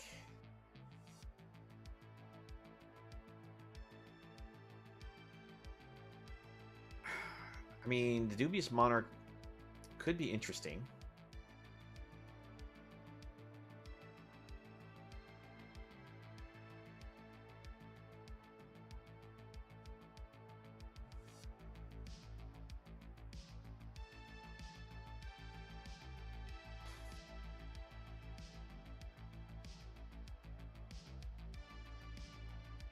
Man, what did we grab here?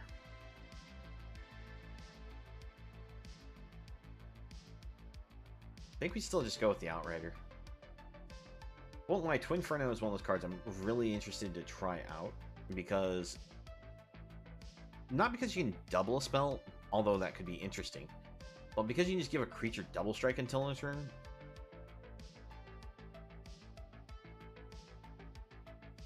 Alright, another Outrider.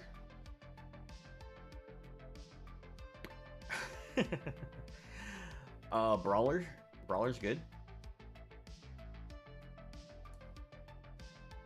I would love to be able to get one more of these lands, but I don't think we're going to find it at this point.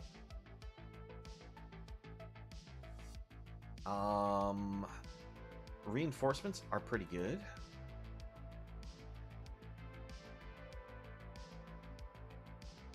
I think we have a fairly powerful deck here, but I think we take the charge out, maybe.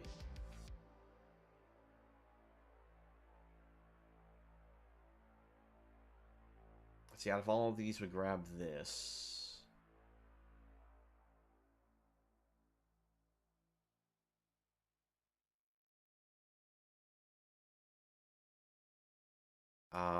Picker would be the better pick.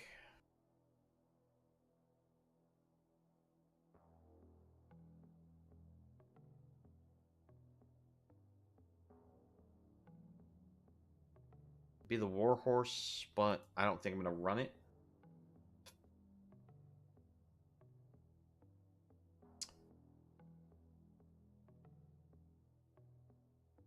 Let's throw that down there for now. Alright, let's see what we can do with what we grabbed. Got quite the pile of cards.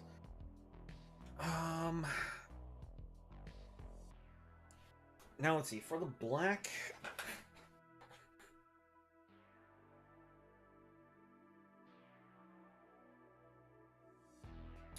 we have 4 cards that use black.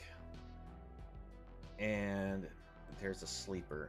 But the sleeper doesn't need to be kicked. It can just simply be a 2-drop 3-1. I think we cut the charge. Cut the Vanguard, maybe.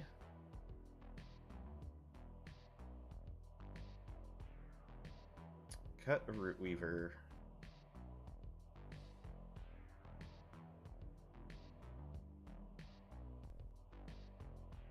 Cut the Picker. Keep Mana Worker because of our 4-color nature. Scout the Wilderness. Because we have the 4 colors, I think I kind of want to keep it in there just to help us find the land. Go down a Worm.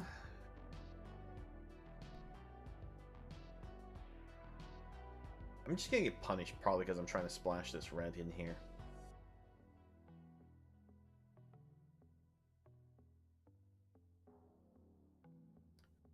Let's see, so if this is kicked, create 2/1/1 soldiers. As long as this enter the battlefield this turn, creatures you control have haste.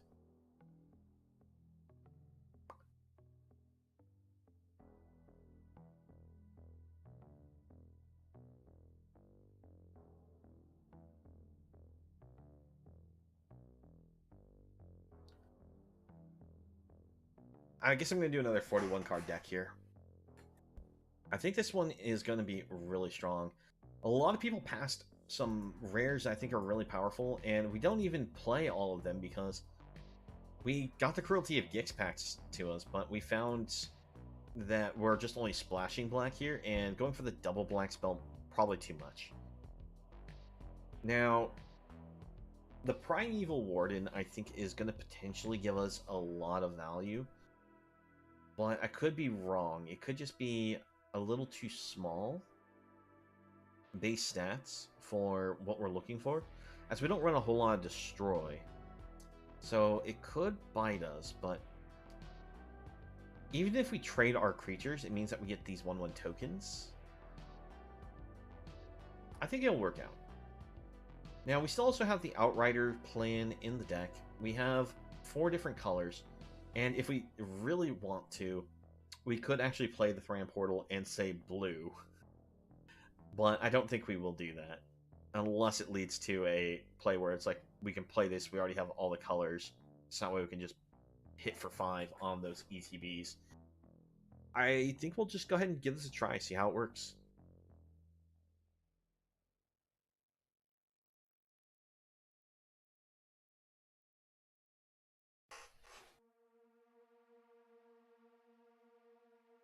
We have a lot of token producers, so I feel a little bad that we took out the +2/+1 to all creatures card.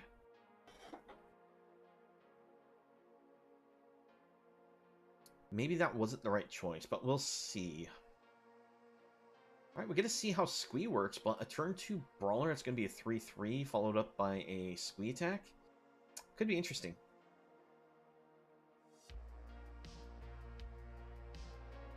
If we can hit another land color, like a Plains off the top, that would be cool. Because that means that we could potentially attack with this being a 4/4. I'm sorry, 4/3.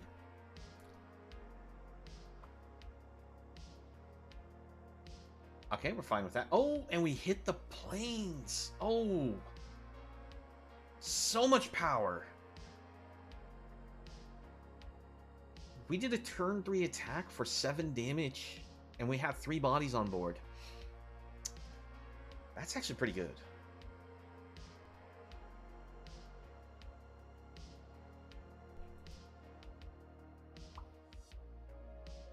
Alright, Deathbloom Gardener, unfortunately, is a 2/2 Death Touch because this is giving all their elves +1/+1.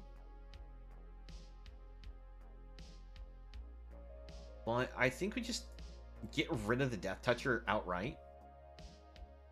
Attack in. Opponent can't block for any value. You're down to 5. Land off the top allows these just to be lethal.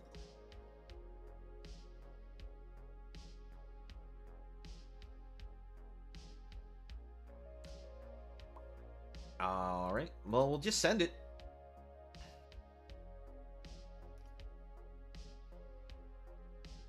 That's got trampled, my friend.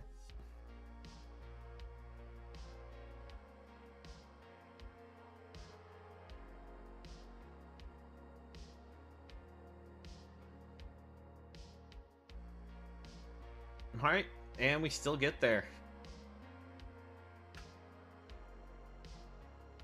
So, yeah, that was amazing. I like Squee. Squee works well.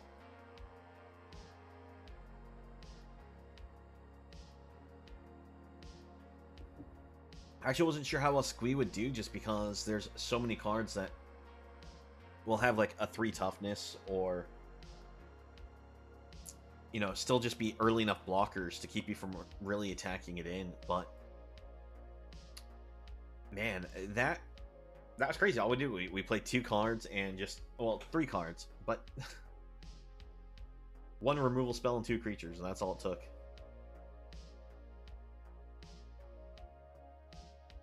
Alright, we just have to get 1 mana any color. This hand works.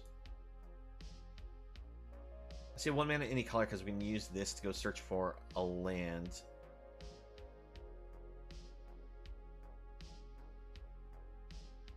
Come on, deck. No, don't do this. It just need 1 land.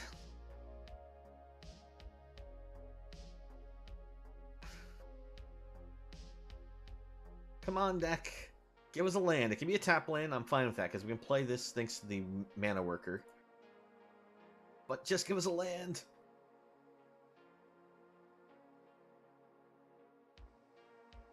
Alright, we did get a tap land, but that's okay.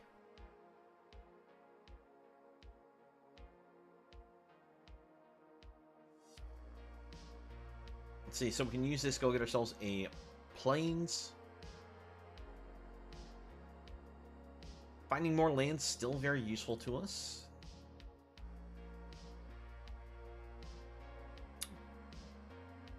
Alright, we'd like an answer, but we don't find it.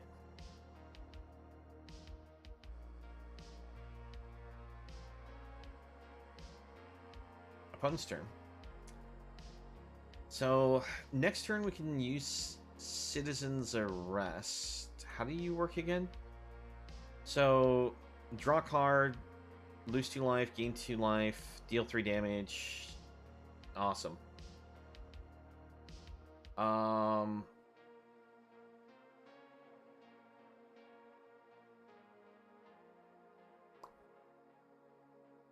Now, I don't want to take the chance that the opponent has a protection spell on that. Now, the thing is, they get it for 3 triggers, and then it goes to us. But the problem is, it's still a 5/5 body.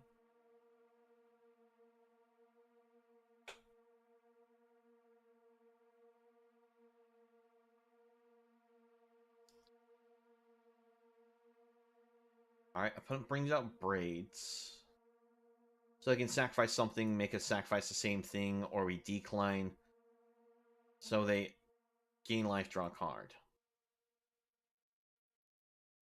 Alright, Outrider for 4 damage. Get ourselves a nice 4/4 reach body.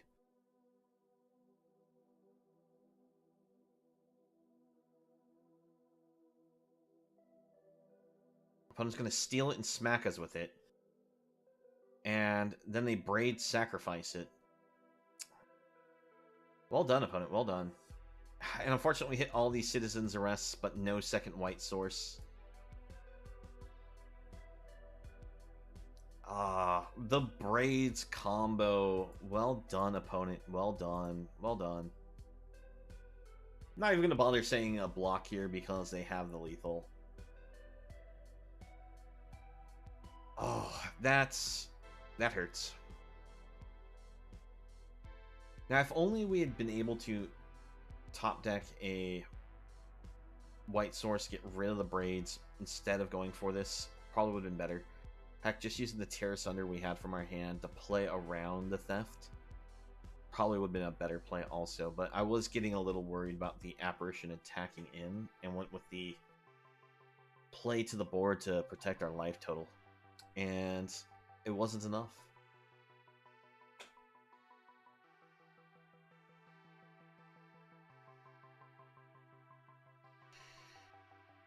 I do think we have a pretty crazy 4-color deck idea here. And it's a shame that we did actually have the ability to play a Citizen's Arrest if they didn't destroy our 1/3. Because they had 2 very bomb rares.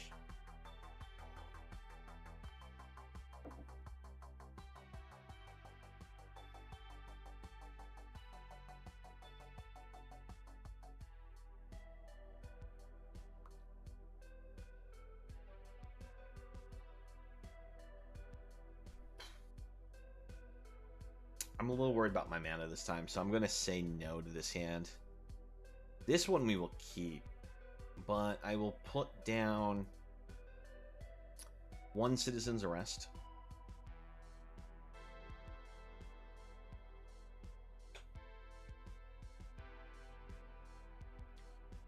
Our opponent plays an herbalist. We go for our mana worker.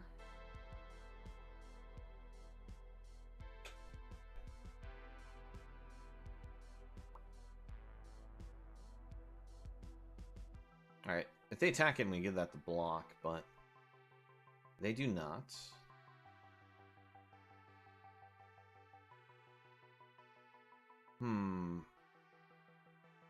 Let's go ahead and just play this and kick it. Sacrifice it to its own ability.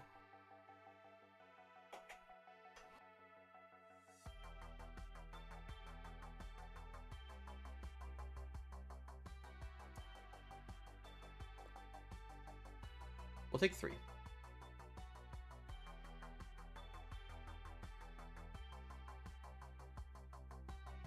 Ooh, we got the king.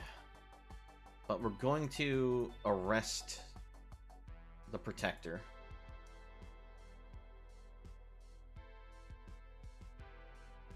I think what we do is go for the worm first.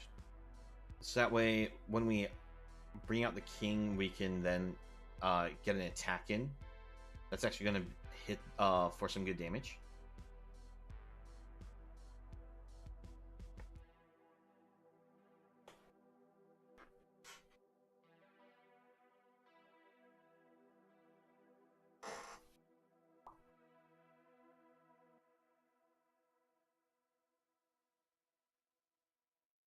We don't really want to draw any more lands. We just kind of want to draw some action at this point. We'll take the 4.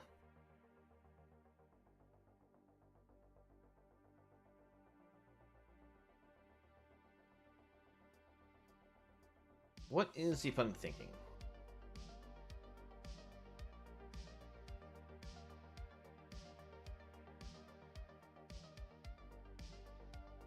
Alright.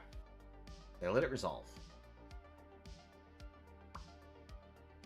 Steel Crusher. Alright.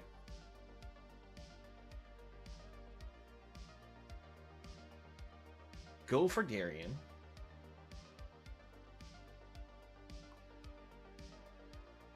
Go for Squee. And we'll go for some attacks.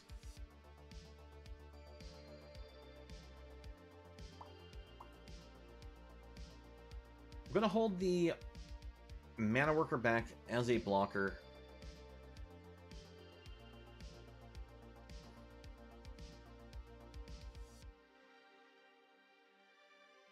We don't have enough cards in our graveyard to bring back Squee if they pump and kill it. Okay.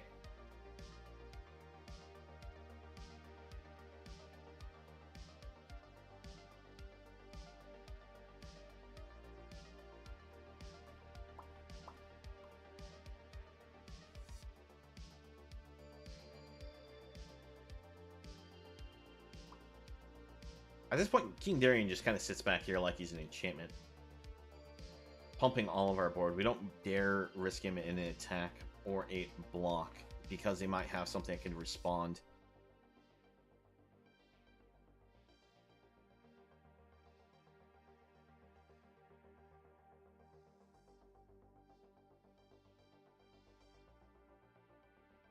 If they go for that Faith Bond Enlist attack, I think we just take it again.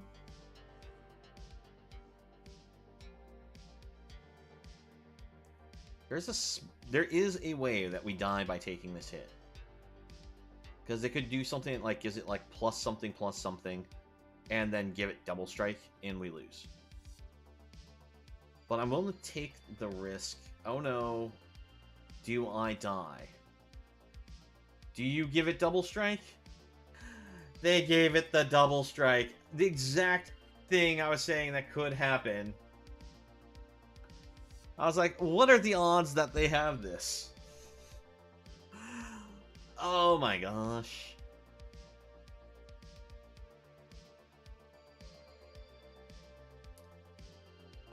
I guess that's why you take those blocks. Because I was thinking that it was just possibly all they had was like the +3/+0 and first strike spell.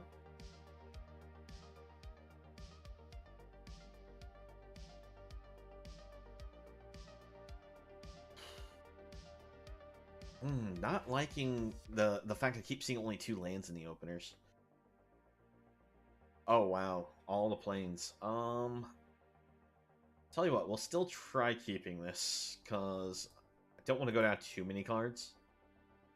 And there is a crazy idea on why I keep this. Ooh, that helps. So I can bring out Mana Worker, then I can bring this out, kick it at least once. Oh boy. Alright, opponent's got the Brawler.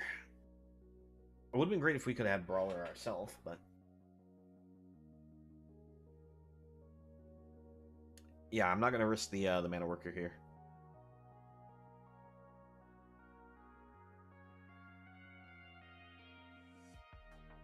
What are you going to play, opponent? Just a tap land. Alright, I'm going to go for the Arena, and I'm going to kick it once. Now, we can attack with the Mana Worker and get ourselves a draw. Now, it's gonna potentially hurt us, but if it's like a land on top, we will take no damage. It's our 1-drop, so we took only 1 damage. That was actually a really nice top of deck there.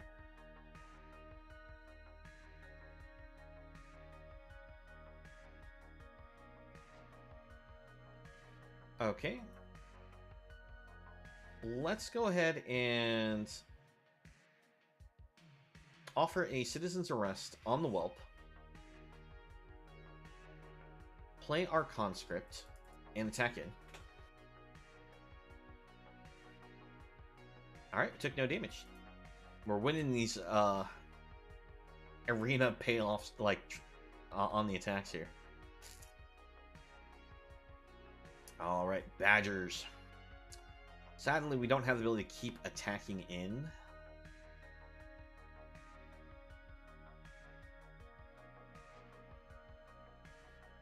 Let's go for our Trample creature.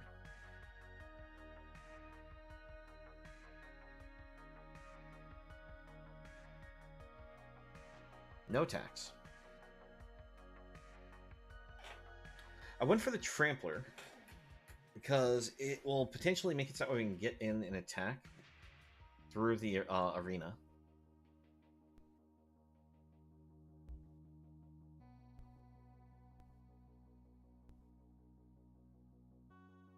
I'd not like that. There goes that idea.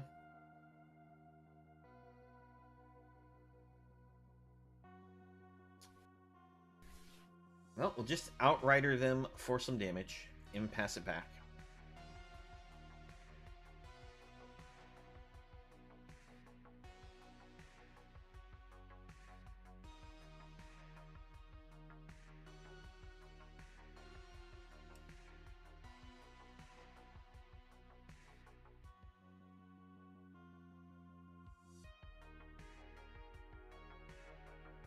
Our opponent's just hitting us with the bombs.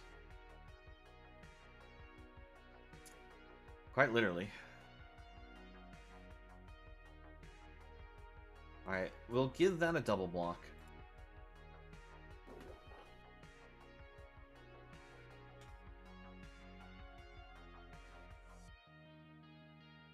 Another Outrider. Shoot for some more damage. Pass it back.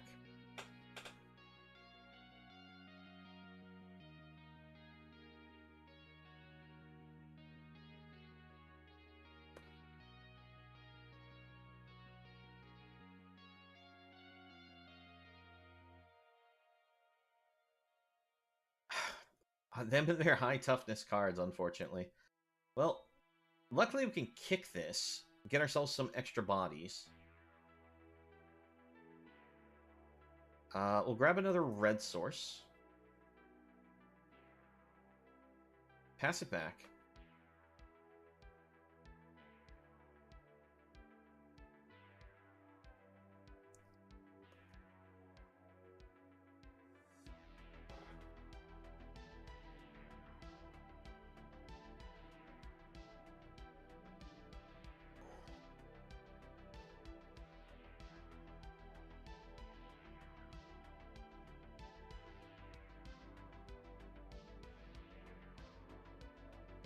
Block here.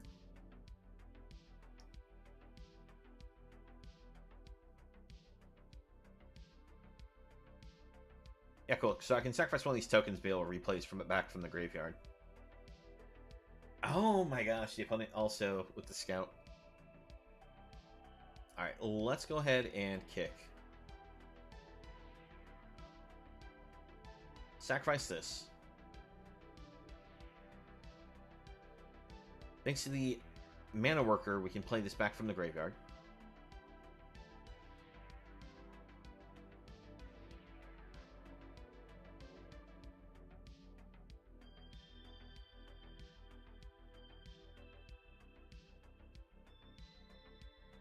Let's attack like so. We present the opponent with the ability to give a double block to kill one of our creatures here.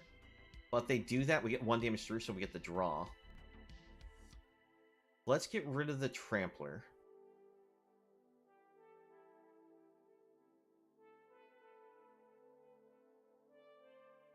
Ooh, that hurt a lot for ourselves, but that does give us the ability to hurt our opponent for a lot. 1, 2, 3, 4, 5. 1, 2, 3. Okay, so even if we draw land... Alright, so that puts a creature back in their hand unless it's a 2 or less, or 3 or less, in which case you can go to play. So if they do the attack with... Oh, they stay on the defense. That's good for us. So we bring this down. Opponent goes down to 5. This is one of those weird situations where I said that if we manage to find our opponent at 5 life, and we draw the 1 gate, we could play it called blue. And in that event, we can finish off the opponent with the Outrider.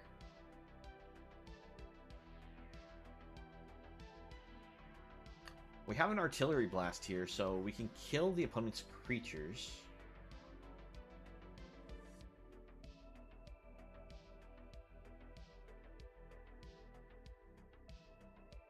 Let's see. Attempt the blast right now. See if they have a protection spell. And if it's pump, we kind of force them to use it now, and it's not going to be a surprise. Alright. We go for it. We send it all.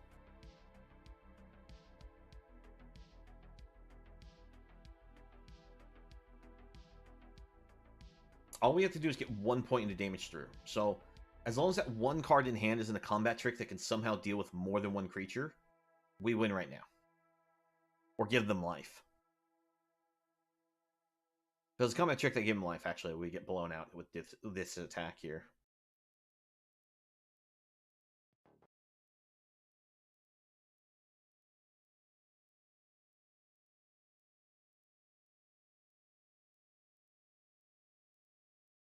But we're going to risk it.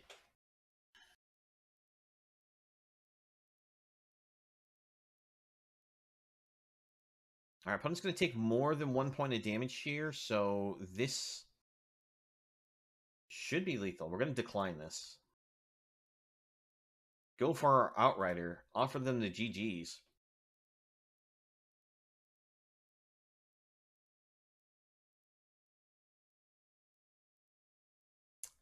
The only thing I think they have that they can activate is the Kavu, and yep, there they go. They explode.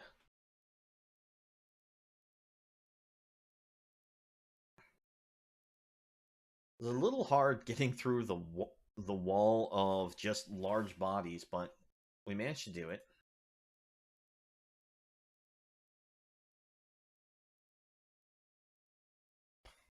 Yeah, the green creatures in this set are big, so getting through them can be difficult. I'm going to quickly turn on the light. Give me 1 second.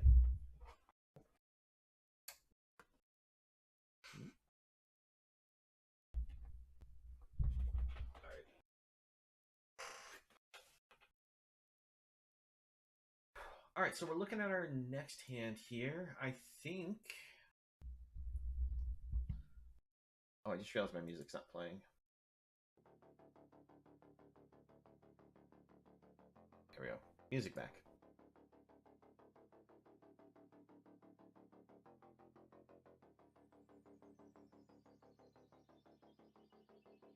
Let's see. It's actually coming in a little quiet. Let me turn it up a little. There we go.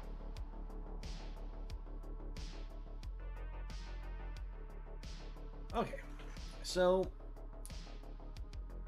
as I was saying, on the open here, I think we will keep this.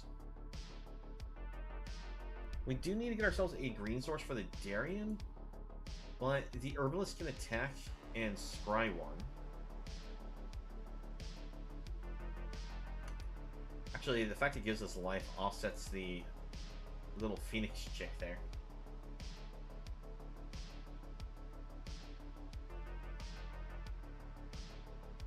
Oh, why did you have to have the 1-3? Vigilance, no less. Oh well. Thankfully, we dropped top deck the green source for King Darien. No, you're too greedy. I'd have to find a black source afterwards, and I already am looking for the different lands for the Outrider.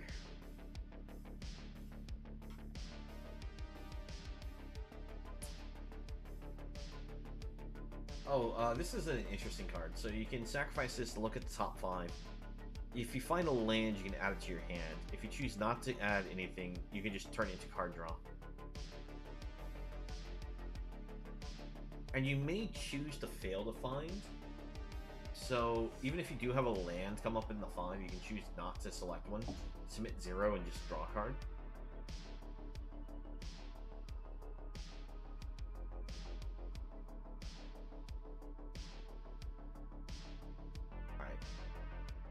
I'm not going to attack with Darien just because I'm a little worried. Oh yes, I like Squee. We'll keep Squee. The opponent may have an artillery blast of their own or something else that says destroy target tapped creature. So holding it back like that is for our best. Since the opponent missed a land drop, I don't know why they didn't just sacrifice that immediately. Actually, are you allowed to fail to find? Because you have to reveal the top 5, put a land card from among them into your hand, and the rest on the bottom of your library in random order. If you didn't put a card into your hand, so yeah, you're allowed to choose to not grab a land. Alright, unfortunately, the opponent is going to make us sacrifice a creature. We just give up the Herbalist here.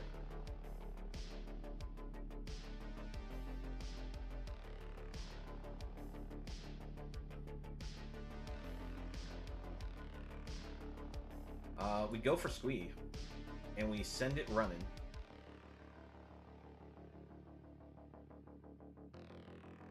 The reason why we send Squee right away is, even though it dies to the Sleeper, we do get to keep the token, which is useful, and if we do stack the Graveyard, we can always bring them back out.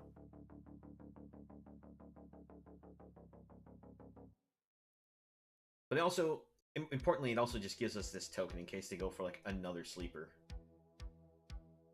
How does this work again? Whenever it attacks, look at the top X cards of your library. X is power. You may exile an instant or sorcery from among them. Put the rest on the bottom of your hand in random order. Yeah, I'm not a big fan of the Flame Sage. It does have the Enlist ability, so that way you can increase its power. But I don't think it's that strong of a card.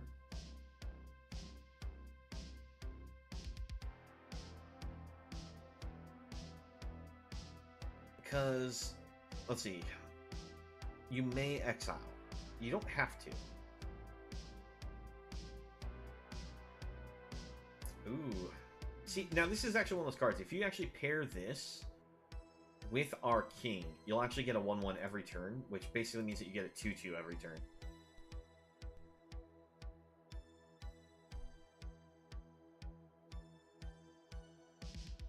Let's go to combat. See if they're willing to trade any of their creatures for our worm.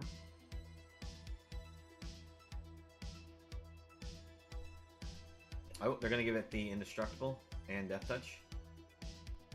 Now, I don't know why I didn't just do that to the Flame Sage. Because if they'd done that, they would have gotten themselves... Well, I guess it doesn't matter. It doesn't give lifelink. I was thinking that one did lifelink also. But 5 damage to our opponent.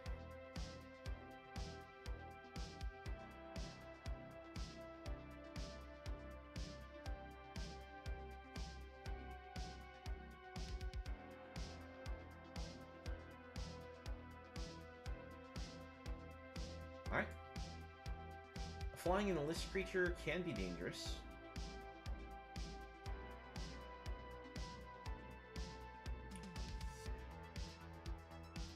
So that's going to require them to tap one of their creatures.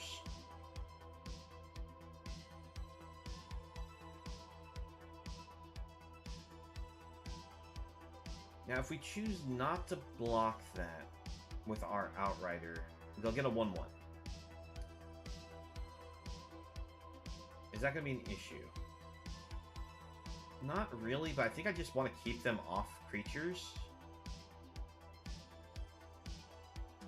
And by doing that, now I can Artillery Blast, bring Squeep... Oh, wait, we had a 5/5 anyway, so we were safe with that. In which case, we can't bring Squee out like I was hoping. But let's go for a Citizen's Arrest. Goodbye, Sky Knight. Send 5.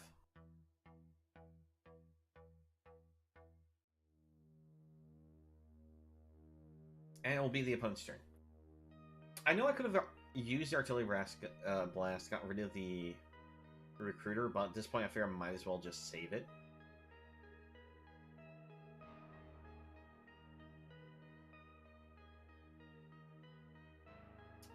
Alright, Strike Team for our opponent.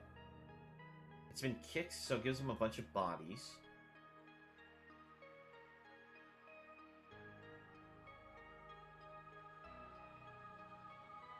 I guess we'll hold the land.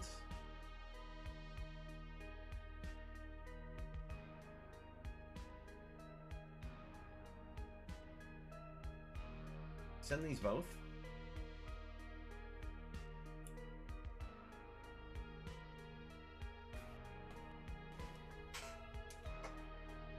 Oh, hello there.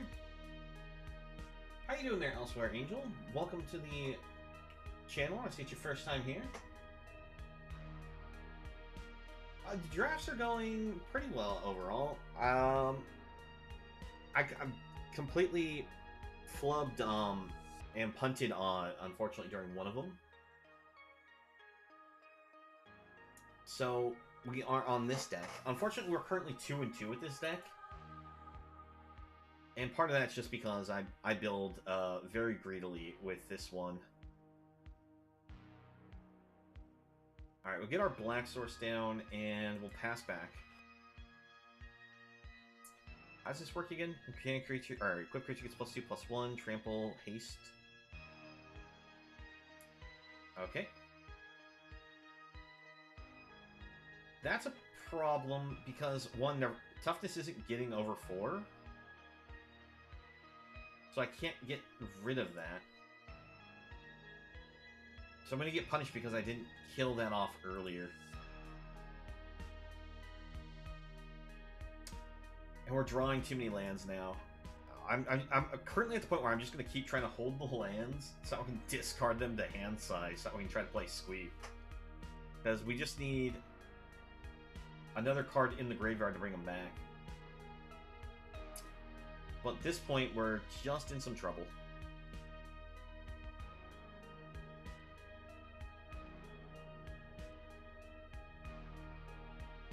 Brawler's a good card. It's a nice 5/4 body. Yeah, I actually like this version of Squee. It's a nice aggressive card. It gives you the tokens, and being able to replay it from the graveyard seems pretty good.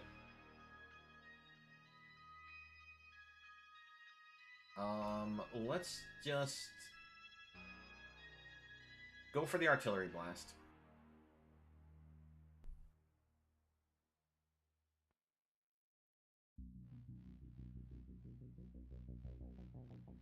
It does give the opponent a scry here, but finally meet the card requirements to attack with Squee again. The only issue is, with how much mana they're holding up, they can always activate Vanguard, give all their creatures +1/+1. Ah!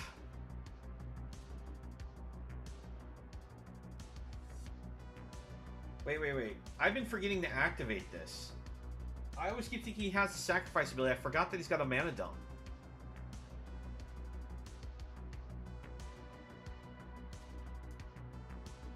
Alright. Pass it back. I'm gonna actually remember to use this thing to just keep growing at this point now. Yep. Let's see, 1, 2, 3, 4, 5, 6, 7, 8, 9, 10. We've gone through 10 of our lands, only 7 more left in the deck. Our opponent's going to go for the aggressive attack here. Let's see what happens when they attack.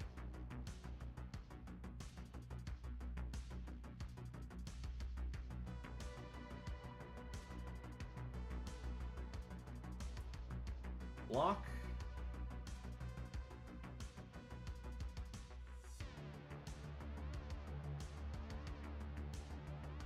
Now I'm still I'll admit I'm a little too cowardly to block with King Darien there. Let's destroy this.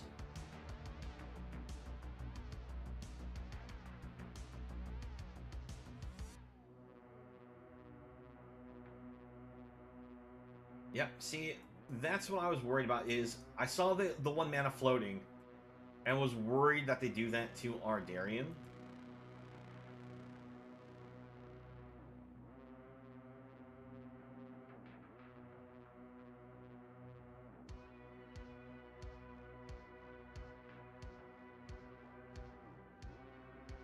Let's see, we can actually go for an attack now with Squee from the graveyard.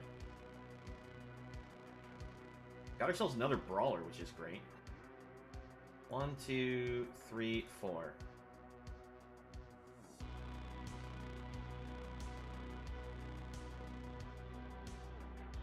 Swing them both. I'm not going to risk Darien again.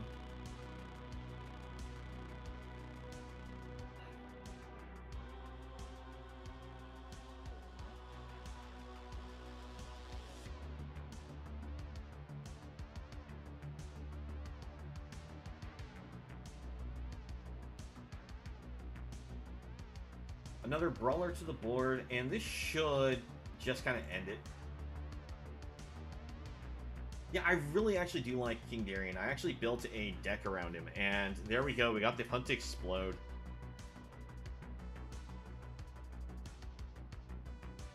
Actually, the thing is, I saw King Darien and that red-white creature our opponent was playing. Thought they both made such a great pair and built a whole deck around them, and it actually does pretty well. But currently we're at 3 wins. Since you're just joining, I'll go ahead and give you a quick show what we're drafting. We're doing a kind of a 4-color pile here. Now, we ended up getting some really strong cards. The problem is we don't really have many destroy cards to take advantage of the Primeval Warden. So I'm not sure how well this card's going to work out, but we haven't really drawn it in a game yet, so... But one of the cards that's like in the deck that like our cards we pulled was a Cruelty of Gix, but since we're splashing black, it's hard to bring it in considering how good a lot of our other colors are. Like, we're primarily white with a second focus green and a splash of black and a splash of red. Now, one of the things I liked is these Outriders. In draft, these things are really powerful because we have ourselves basically all 4 colors of land. This will just deal 4 damage to our opponent when it enters the battlefield. And there's a small chance to actually make it do 5 with the Thran Portal. If we draw Thran Portal later, we could choose to play it as a blue, and it'll count as an island for the Outrider.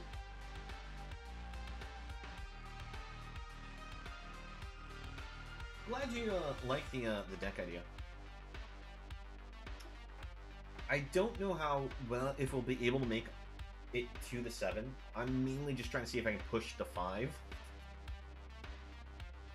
Because 5's that break-even point where you're netting positive on your gems.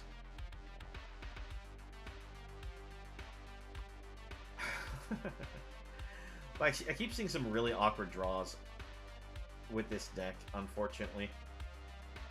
We'll keep this. It's very slow running here, but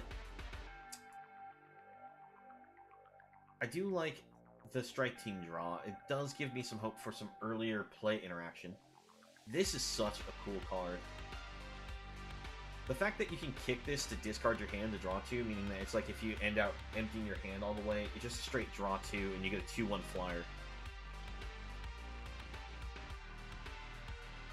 Alright, it looks like we're going to have to bring this out as just a 3-drop just to protect our face some. Alright, we've managed to assemble the lands, and instead of defending ourselves, we're going to just get aggressive. Force the opponent to defend.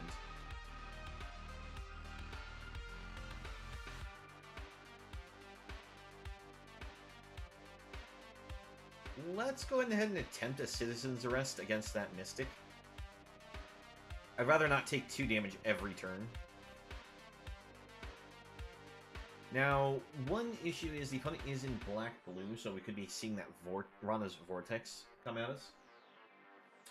Let's see, I haven't drafted much, but I'm excited to draft more of the set. I really like all the stuff that's going on. It's a lot of craziness. Now, I don't necessarily know what to say is the right way to draft this set. I'm just having fun drafting this set because of how the domain skill works. Because you see a lot of these usually go around in the packs, these dual lands, and they're great for it. I feel like our opponent's holding up a counterspell, but... Oh, they don't have a counterspell. But they do have removal. Alright, we get 4 damage to the opponent's face.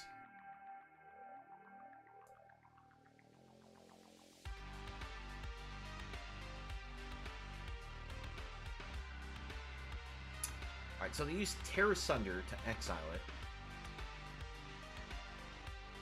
Almost completely tapping out. We'll just dome them for another 4.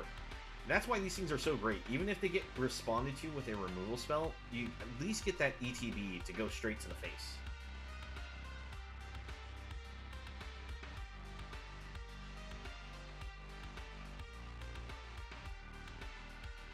Oh, that's got 4 toughness. We'll attempt to destroy it. We do get the destroy. We'll get ourselves a worm and attack for 4. Now, they can choose to play this back from their graveyard by discarding 2 cards. But I don't think that's really going to be what they want to do right now. Unless it's just land in hand, there's no reason for them to want to do that.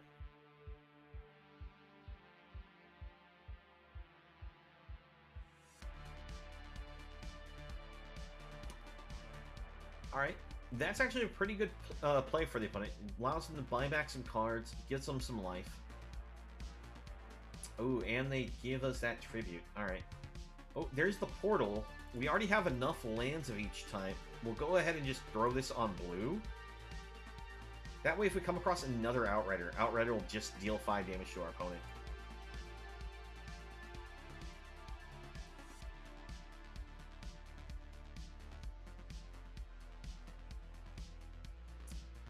Unfortunately, we just draw more land.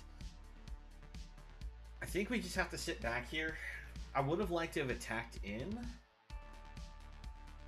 But with the opponent being able to just discard 2 cards to play that back, I didn't feel like I was going to get the value I wanted.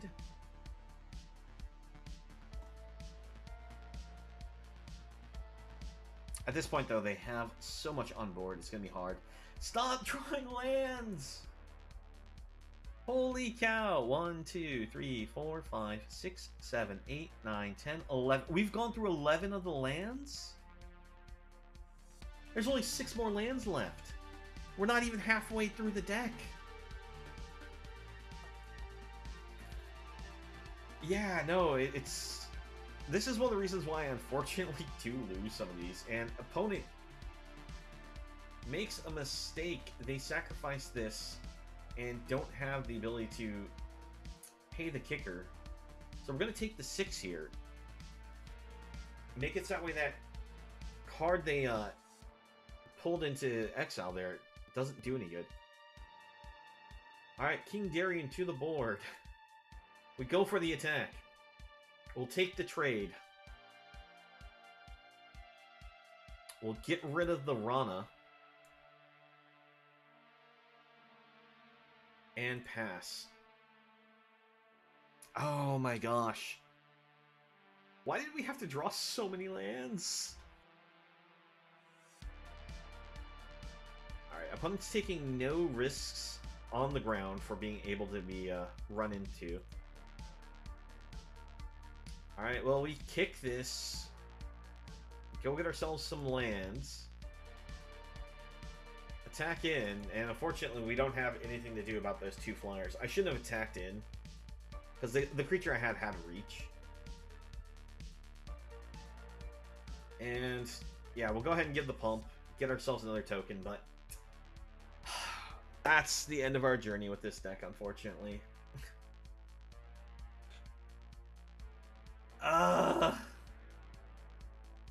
I won't lie. I kind of gave that one up after a little bit. I just self-punted because I just got kind of frustrated with the amount of lands we drew. Oh well. Yeah, one last show. So this was the deck we played. I felt like we had a lot of power, but more often than not, it was just an issue drawing the lands where, as you saw in that last match, we drew, what was it? I counted 11 lands before we were even halfway through the deck. It's hard to win a game when you draw that many lands. Although, I do have to admit, I loved seeing Squee in the deck. And with the game that we managed to get Squee and Darien, we actually managed to do that twice. In both those games, we kind of rolled over the opponent really well. Yeah, it was unfortunate, unlucky, the way things happened in the that last match, but I won't lie, I had fun playing this still. This was actually really cool. Alright, we'll claim our prize. But, actually, Elsewhere Angel, you remember how I was talking about King Darien, though? I made a deck for it. Let me show you and get your opinion, because I actually made a human-focused deck for the standard format. And this was the idea here. So it goes with the idea that we can play the recruiter here. And we have a whole bunch of different ways to like pump our creatures between King Darien partners, as well as Kumano, and even using mana for +1/+1 counters on each of our creatures with Catilda. So what's really cool is like if we can go turn 2 Buried, turn 3 King Darien, we actually get ourselves the benefit of getting like the 1/1 tokens to start immediately coming out. And it gives us, I think, a pretty cool early board. And it's got a little bit of a heavy legendary feel to it. And I almost threw in a Mirror Box to this deck, but it didn't feel like Mirror Box was going to give us enough of a payoff, so I left it out. Now, one of the other cool things is we run the Serra Paragon in this deck, which allows us to recast any 3 or less permanent from our graveyard back to the board. So we can bring back cards like the Kumano, we can bring back our King Darien, but we also can bring back Thar Commando, and there's enough artifacts and enchantments in the format that being able to replay this and sacrifice it to destroy one of them is pretty good, and a 3/1 flash for 2 mana actually works out really well. The other thing to also make note is with the play any permanent from our graveyard, it means that we can even play our lands back. So have a Cabaretti Courtyard and some cycle lands can be brought back from our graveyard and give us some extra like value. The only drawback to the Paragon is if the card would go back to the graveyard, it goes to exile, and then we gain 2 life. So even though we lose the card permanently, we still get ourselves an extra 2 life back. So really powerful card in the deck. When I was trying this out, it had like a 70% win rate, and I played like 20 games with it. I hadn't done it for the stream yet, because I was just using this to mainly just grind dailies. Yeah, it is. The other deck that I have with the Serra Paragon is I made a white-black Reanimator. I just call it Can't Stay Dead. Because it is a whole bunch of these 2-drops with Can't Stay Away, Extraction Specialist, and the Sarah Paragon. Now, what's really also a cool thing to note with Sarah Paragon, it's not when the card leaves play you choose to exile, it's when it dies. So what that means is if we have a creature that we bring back, like an Extraction Specialist, for example, that means we can get the Specialist ability to revive another card, but if we flicker the card, so make it leave the battlefield to come back, like discarding Touch of the Spirit Realm, we can make it so that way this card, if it were to die again, would actually go back to the graveyard, but we'd also be able to get the recursion ability out of the Specialist another time. So it was an interesting synergy I found. And the other thing is, it's if we discard Touch the Spirit Realm to flicker something to protect our card or just get rid of a token, we can then also play it back with the Paragon from our graveyard. So lots of strength from Paragon, and I think I might want to just go up to like a 3rd copy in this deck. But this was an interesting build, and I think it's one of those deck types that can actually compete.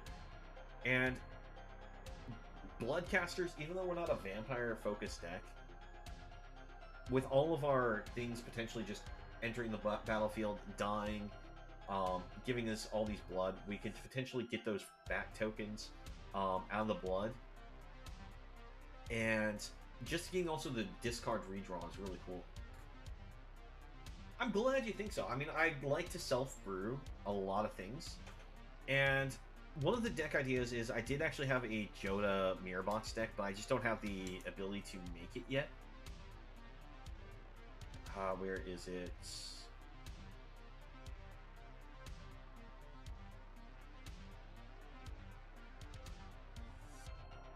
I don't think I put it together here yet. It's on a I haven't imported the deck idea. I built it on a different website and I haven't brought it over yet. But I can also show you that.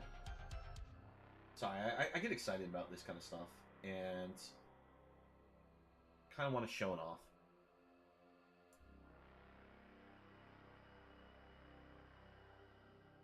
Now let's see. Oop, wrong site. I'm just want to give a quick idea on cards I'm looking to get for this crazy build, and I think it should do really well.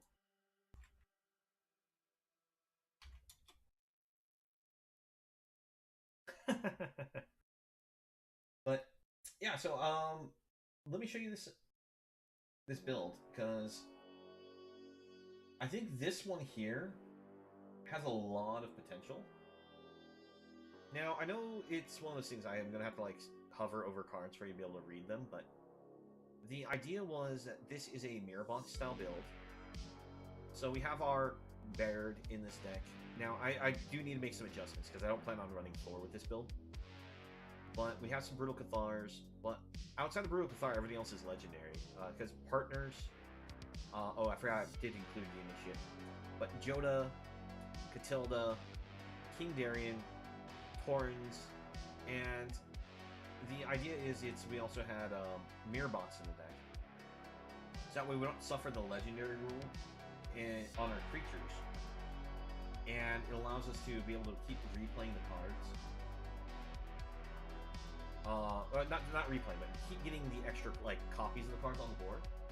But with how Joda the Unifier works, and I would want to actually up this to at least 3 copies, because this was originally meant to be like a Joda might be just supporting the deck as a late game option. But the idea that legendary creatures you control get the +X/+X. Sorry, what was that?